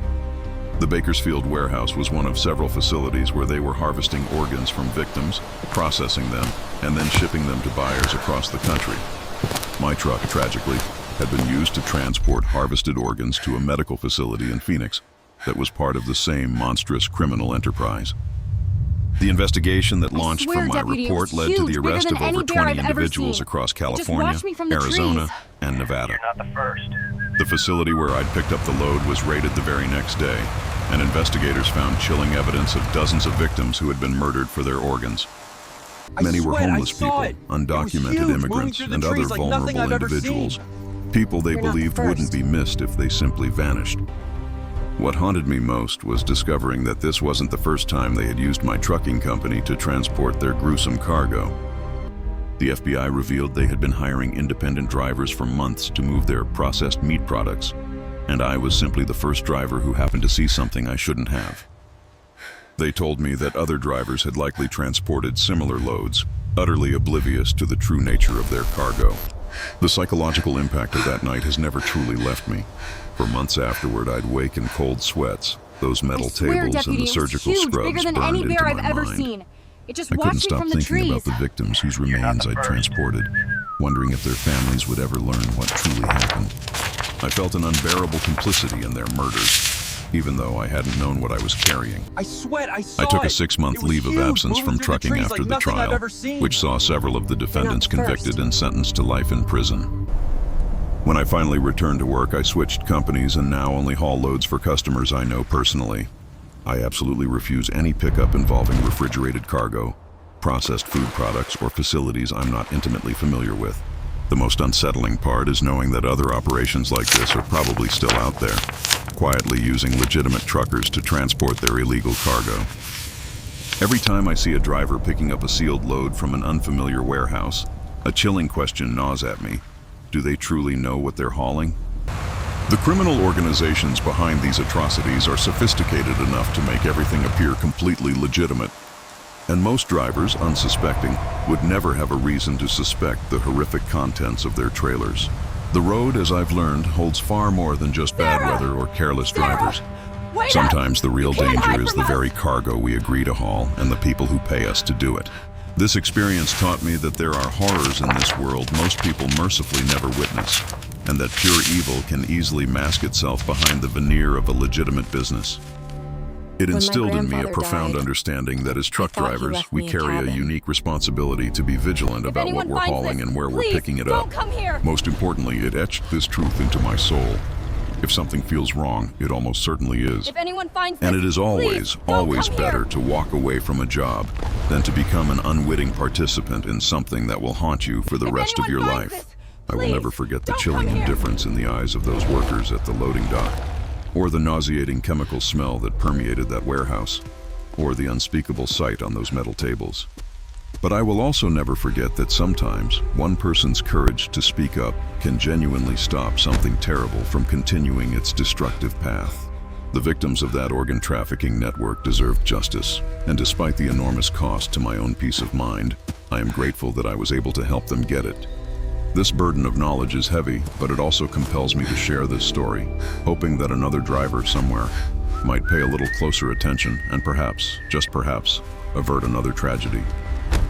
I've been driving a truck through the Appalachian Mountains for 9 years, and for most of that time, I figured I knew every curve, every dip, every shortcut in West Virginia. The mountains can be tricky to navigate, especially when the weather turns, but there's a raw, untamed beauty to them that keeps me coming back to these routes, year after year. Yet, what happened to me on a thick, foggy night in November 2 years ago completely upended that confidence. It showed me that there are roads in these mountains that don't appear on any map, places that exist in ways that defy all logic and reason. That night, I was hauling a load of furniture from a factory in Martinsburg to a distribution center in Charleston, a run I'd probably made 50 times before. It's usually a pretty routine 3-hour drive, following Interstate 81 south to Interstate 64 west, right through the heart of the mountain region. But everything went wrong almost as soon as I left the loading dock. First, there was a major accident on I-81, backing up traffic for miles. Marcus. Then, construction on Interstate 64 forced all trucks onto a detour, adding another hour to my trip. By the time I was getting close to Charleston, it was nearly midnight, and I was running significantly behind schedule. To top it all off, a thick, suffocating fog had rolled in, reducing visibility to maybe 20 feet in front of my headlights. I was following my GPS through this unexpected detour when it suddenly announced, with its usual calm efficiency, that I should take the next right turn to stay on the fastest route. The turn was onto a road I had absolutely no memory of ever seeing before, despite having driven through this exact area countless times. It was a narrow, two-lane mountain road, and I couldn't see any street signs or route markers through the dense fog. Something about that road felt wrong from the moment my tires hit it. The pavement was ancient, far older than you'd expect on any state highway, riddled with deep cracks and potholes that screamed of years of neglect. There were no guardrails along the edges, which was deeply unsettling as we were clearly climbing into the mountains where sudden drop-offs could be lethal. Most unnerving of all, there were absolutely no other vehicles. Not a single car or truck, which was unusual even for a remote back road at midnight. The fog seemed to grow even thicker as I climbed higher, until I could barely make out the edge of the pavement in my headlights. My GPS still claimed I was on the correct route, but the estimated time to my destination kept jumping around erratically.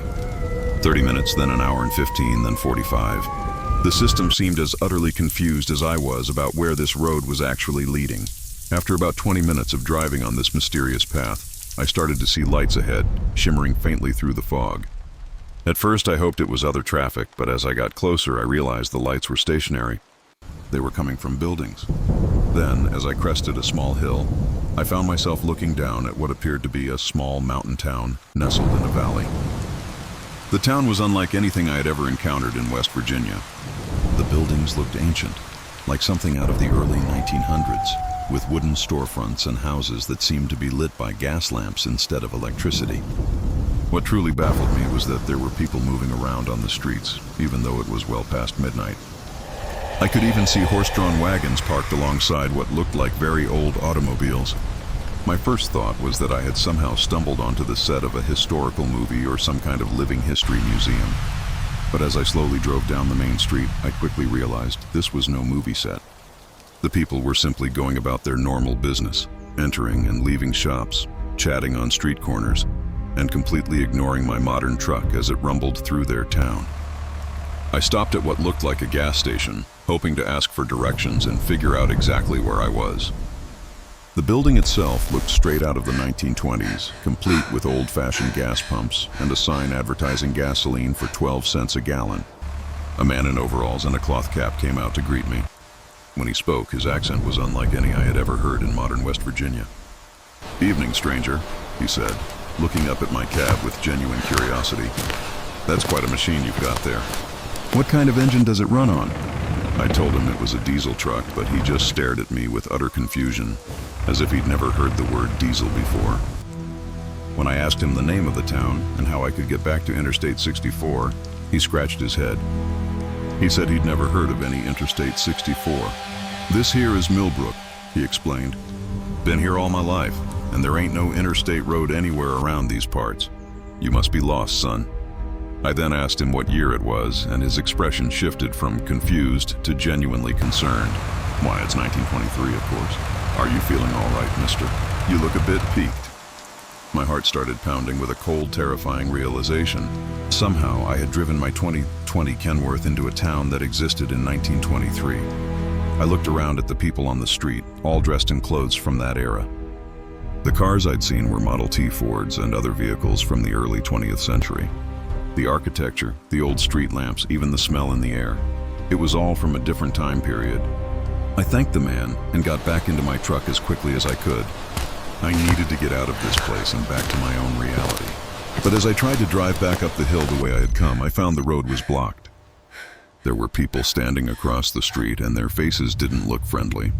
They were pointing at my truck and talking among themselves in voices too low for me to hear. It just watched me One from of the them, trees. an older man in a black suit and hat, approached my driver's side window. When I rolled it down, he looked at me with eyes that seemed to see right through me, into my very soul. "You don't belong here," he said in a voice that was barely above a whisper. Like nothing I've ever seen. "This is not your time and this is not your place. But now that you are here, you cannot leave." "What do you mean I cannot leave?"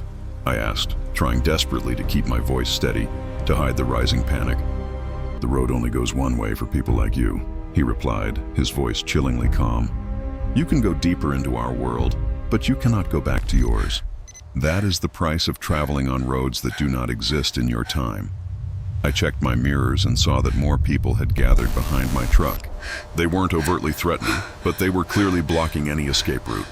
I was trapped, stuck in a town from 1923 I swear, with Deputy, no it was apparent way huge, back bigger to than my own any bear time. I've ever seen. The old man in the It black just suit watched me from tapped the on my trees. window again. "There is a way out," he said, "but you have to follow the rules. You have to become one of us. Give up your old life and stay here forever, or you can try to find the other road, the one that leads out of our time. But most people who try that road are never seen again." I asked him about this other road, and he simply pointed toward the far end of town where the street dissolved into the fog and darkness. "That way leads to places that are worse than here," he warned. "Places where time does not work at all, where people get lost between the years and wander forever. But it is your choice."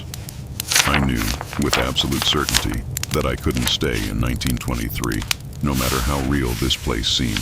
I had a family in 2022, a job, a whole life that I needed to get back to. So I thanked the old man, put my truck in gear, and drove toward the far end of town, toward the road he had so grimly warned me about. The people of Millbrook watched me go, but they didn't try to stop me. As I reached the very edge of town, I looked back and saw them all standing in the street, looking sad and disappointed, Sarah! as if they had Sarah! truly hoped I would Wait choose up! to stay with You them. can't hide from us! The road out of town was even stranger, more disorienting than the road that had brought me there. It twisted and turned in ways that made no logical sense. Sometimes it climbed steeply uphill, and other times it dropped so sharply that I truly worried my brakes wouldn't hold. When my grandfather The fog was so died, incredibly thick that I couldn't thought see he anything left me a beyond my cabin. headlights, and my GPS had stopped working If anyone entirely. finds this, please, I drove don't for what come felt here. like endless hours, though my clock seemed to be moving randomly. Sometimes it would jump forward If by anyone 30 finds minutes, this, then please, suddenly go don't come backward. here. I passed through other small communities that looked like they were from entirely different time periods. If anyone finds One this, appeared to be a please, frontier town don't from come the here. 1800s with wooden sidewalks and hitching posts. Another looked more modern, but all the cars were from the 1950s. In each place, people would come out to look at my truck and wave at me, but I didn't dare stop. I was terrified that if I stopped again, I would become trapped in another time period and never find my way home. Finally, after driving through what felt like an eternal night in this nightmare landscape of displaced time and impossible geography, I saw something that gave me a surge of desperate hope. There were modern road signs ahead, and the pavement looked new and well-maintained. As I came around a gentle curve, I saw the familiar green signs of Interstate 64, and I knew, with a wave of profound, soul-shaking relief, that I was back in the real world. I pulled over at the first truck stop I found and immediately called my dispatcher to let him know I was all right. I had been missing for over 12 hours, and the GPS tracking system on my truck had shown me as being in an area where there were absolutely no roads. Search and rescue teams had actually been looking for me, thinking I had driven off a cliff or gotten hopelessly stuck in some remote area. I tried to explain what had happened, but naturally, nobody believed me. They chalked it up to the stress of driving in heavy fog, suggesting I had hallucinated or suffered some kind of mental breakdown. The company sent me to a doctor who found nothing physically wrong with me, but recommended that I take some time off to recover from whatever I had experienced. I never found any record of a town called Millbrook in West Virginia, nor any plausible explanation for how I had been missing for 12 hours while driving on roads that supposedly didn't exist. Remember, The Marcus. specific GPS route that had And the led me to whistling that first mountain woods. road was no longer in the system. And when I tried to retrace my path a few weeks later, I Remember, couldn't find the Marcus, turnoff that had started the whole and the nightmare. whistling But I in know the what I woods. experienced was real. I know there are roads in these mountains that connect to places and times that shouldn't exist. I know there are communities of people living in the past, trapped in their own time periods, hoping that travelers like me will choose to stay with them. Since that terrifying night, I've been much more careful about which routes I take through the mountains. I stick strictly to the main highways and absolutely avoid any detours or shortcuts my GPS might suggest. I keep paper maps in my truck as a backup, and I never ever drive alone through remote areas at night. Other drivers have told me similar stories. Whispers of getting lost on roads that don't appear on maps, or finding themselves in places that seem to exist outside of normal time. Most people dismiss these stories as folklore, or the result of fatigue and isolation easily explained away. But I know better. I know that there are mysteries in these mountains that we simply don't understand, and roads that lead to destinations that shouldn't be possible. The most frightening part of it all isn't just my own experience, but not knowing how many other drivers have taken those roads and never found their way back. How many truckers have simply disappeared in these mountains, officially listed as missing persons, but actually trapped in some other time or place? How many are still driving those impossible roads, endlessly looking for a way home that may not even exist anymore? I still drive through West Virginia. It's my job, my livelihood. But every time I see fog rolling in over the mountains, every time my GPS suggests an unfamiliar route, I remember that old man in the black suit and his chilling warning about roads that only go one way. I remember the impossible choice he offered me. And I wonder late at night, what would have happened if I had chosen to stay in Millbrook in 1923 forever? Sometimes when I'm driving through the mountains in the dead of night, I think I can see faint lights in the distance that don't belong to any town that exists on modern maps. And I wonder if somewhere out there, in a place that exists between yesterday and today, the people of Millbrook are still waiting for another lost traveler to find their way home. The experience fundamentally changed me, not just as a driver, but as a person. The vast, unknowable mysteries lurking just beyond the veil of our everyday reality became terrifyingly tangible. Every unfamiliar turn now fills me with a quiet dread, a chilling uncertainty. I find myself constantly scanning the tree lines, looking for faint lights where none should be, listening for sounds that don't quite fit. It's a burden, carrying the knowledge that time isn't as linear as we perceive, that places can exist simultaneously in different eras. I often wonder about the families of those lost drivers, forever waiting for a return that will never come, not because of an accident, but because their loved one inadvertently stepped into a forgotten century. Perhaps those mountains aren't just geographical barriers, but gateways, holding secrets older and stranger than any of us can truly comprehend. It makes you question everything you thought you knew about the world and about your own place within it. For 7 years, I'd been driving a truck, and in all that time, I'd never once questioned the legitimacy of an official Department of Transportation, DOT, way station. When those signs command, all trucks must stop, you just do it.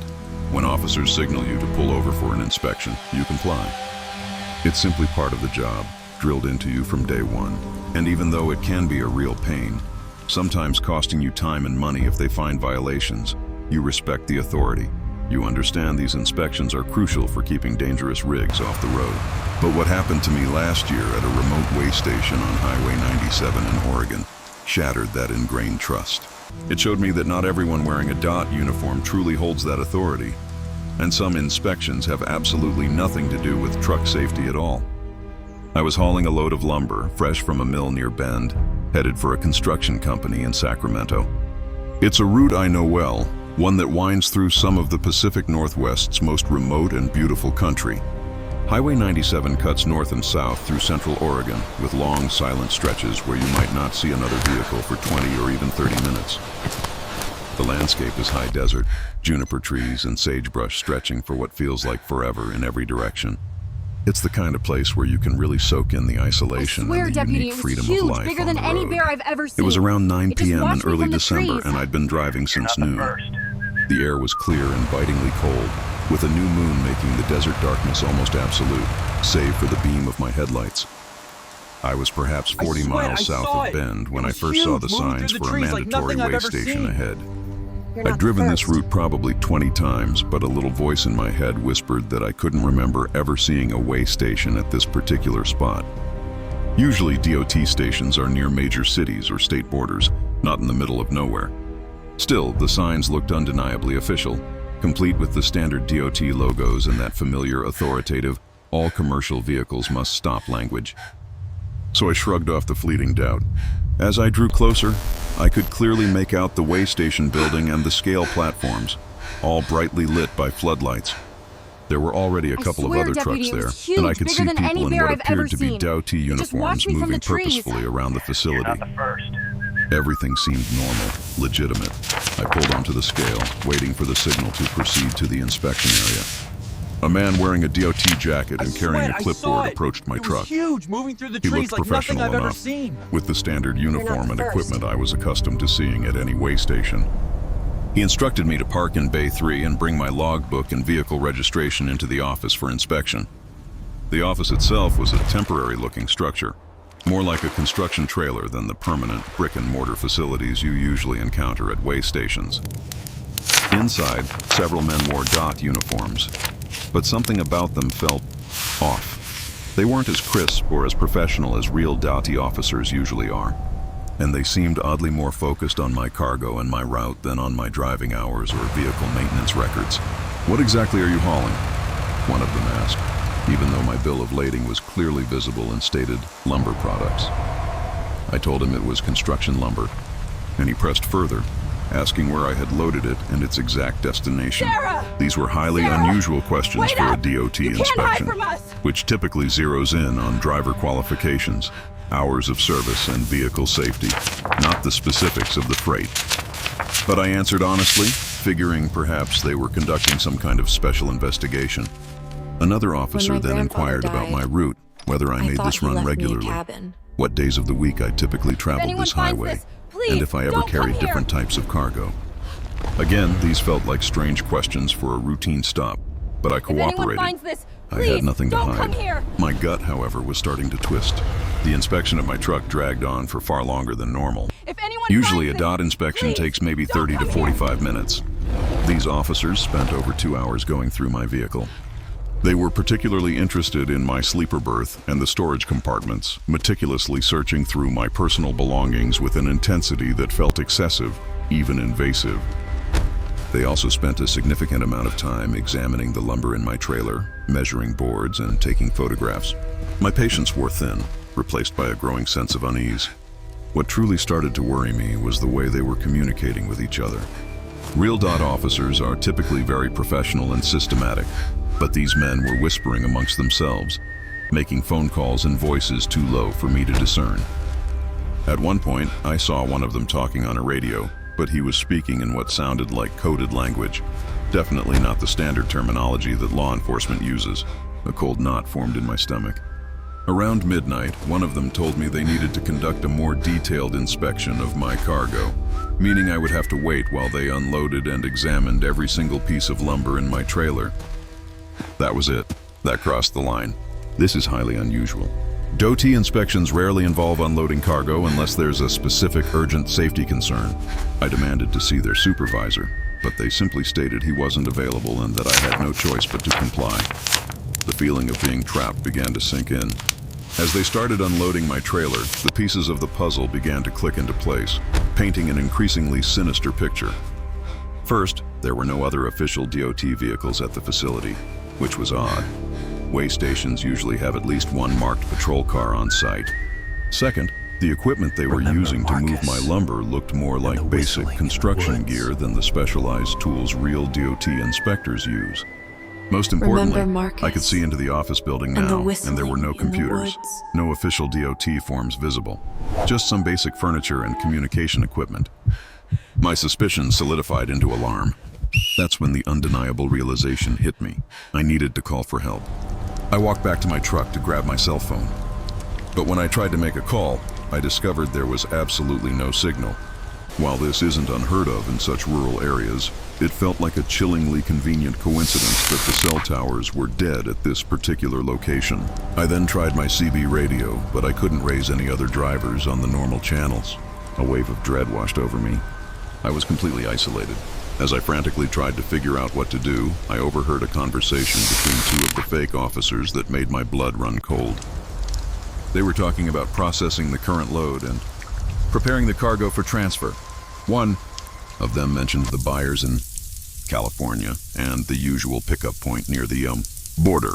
In that horrifying moment, I realized these weren't DOT inspectors at all. They were cargo thieves, who had set up a fake way station to ambush valuable loads from unsuspecting trucks. But then it got worse. As I listened more carefully, my ears straining in the December night, I heard them discussing the driver situation and disposal protocols. They weren't just planning to steal my lumber. They were planning to get rid of me as a witness. I heard one of them casually remark that they had handled 3 drivers already this month, and that the desert is a good place to make people disappear. A chill that went deeper than the cold night air shot through me. My heart pounded against my ribs, a frantic drumbeat of terror. I wasn't dealing with simple cargo theft. These were cold-blooded killers who had murdered other truck drivers and were planning to do the same to me. I quickly scanned the facility and for the first time noticed several pieces of heavy equipment parked behind the temporary building, including a backhoe. A backhoe, my mind screamed, for digging graves in the desert. I knew with absolute certainty that I had to get out of there, but my truck was blocked in by their equipment, and I could see at least 4 armed men at the facility. I was trapped. I decided to try a desperate gamble. I walked back to the office, my legs feeling like lead, and told them I was feeling sick and desperately needed to use the bathroom. They pointed me towards a portable toilet behind the building. This gave me a terrifying chance to see more of their operation. What I saw behind that building will haunt me for the rest of my life. There were 3 other trucks parked there, all with out-of-state license plates, seemingly abandoned. One of them had damage to the driver's side door that looked sickeningly like bullet holes. Near the trucks, several large plastic tarps were spread on the ground, and I could see dark, ominous stains on them that I was afraid to even identify. I also noticed a radio setup that was far more sophisticated than anything you'd expect at a legitimate way station. They had equipment for monitoring CB radio traffic and what looked like radio jammers designed to block cell phone signals. This wasn't some amateur operation. It was a meticulously planned, well-equipped criminal enterprise designed to intercept and rob trucks, and likely to eliminate any witnesses. The air tasted like fear. I knew I had only minutes before they finished unloading my truck and decided what to do with me. Pure instinct took over. I slipped back to my cab and started the engine as quietly as I could. The keys, miraculously, were still in the ignition, and the engine rumbled to life on the first try. Without a second thought, I slammed the truck into gear and drove straight through the fence at the back of the facility, crashing through the chain link and racing across the open desert. Behind me, I could hear shouting and the roar of vehicles starting up. In my mirrors, I could see headlights bobbing wildly, pursuing me as I bounced and lurched across the rough, unforgiving desert terrain. My truck was definitely not designed for off-road driving, but pure adrenaline and raw desperation kept me pushing forward through the sagebrush and rocky ground. I drove cross-country for about 20 minutes, following what looked like an old, faint mining road, until I finally reached Highway 97, approximately 5 miles south of where that hellish fake way station had been. I flagged down the very first vehicle I saw, which by sheer luck happened to be an Oregon State Police patrol car. I told the trooper everything that had happened, my voice shaking. I swear, Deputy, it was huge, bigger than any bear I've ever seen. Within an hour, dozens of law enforcement vehicles were converging on the area, including FBI agents, Oregon State Police, and local sheriff's deputies. But when they reached the location where the way station had been, they found absolutely nothing. I saw it. It was the buildings huge, were gone. through the trees The like equipment nothing I've was ever gone. seen. There was no sign that anything had ever been there, except for some faint tire tracks and the gaping hole in the fence where I had made my escape. They vanished like ghosts. However, the police did find evidence that chillingly confirmed my story. 3 abandoned trucks were discovered hidden in a ravine about 2 miles from the way station location, and all 3 drivers were already listed as missing persons. The investigation revealed that the trucks had been stolen and the drivers had tragically been murdered, just as I had overheard the fake officers planning to do to me. The FBI later informed me that they had been investigating a series of truck hijackings and driver disappearances along Highway 97 for over a year. This criminal organization was incredibly sophisticated, using portable buildings and equipment to set up temporary fake way stations at different strategic locations, then moving the entire operation when they suspected law enforcement was getting too close. They would steal valuable cargo and ruthlessly kill the drivers to eliminate any witnesses. According to the FBI, I was probably saved by one simple, terrifying fact. Lumber isn't as valuable as some other types of cargo. They were taking their time, debating whether my particular load was worth the risk of another murder. If I had been hauling electronics or pharmaceuticals, they probably would have killed me immediately and disappeared with the cargo. No hesitation. That thought alone is a bitter pill to swallow. The investigation ultimately led to the arrest of 7 people involved in the hijacking ring, including 2 former DOT employees who had provided them with official uniforms and equipment, a deep betrayal of public trust. They were also linked to similar operations in Nevada and California, and the FBI estimated that they had stolen millions of dollars worth of cargo and killed at least 12 truck drivers over a 2-year period.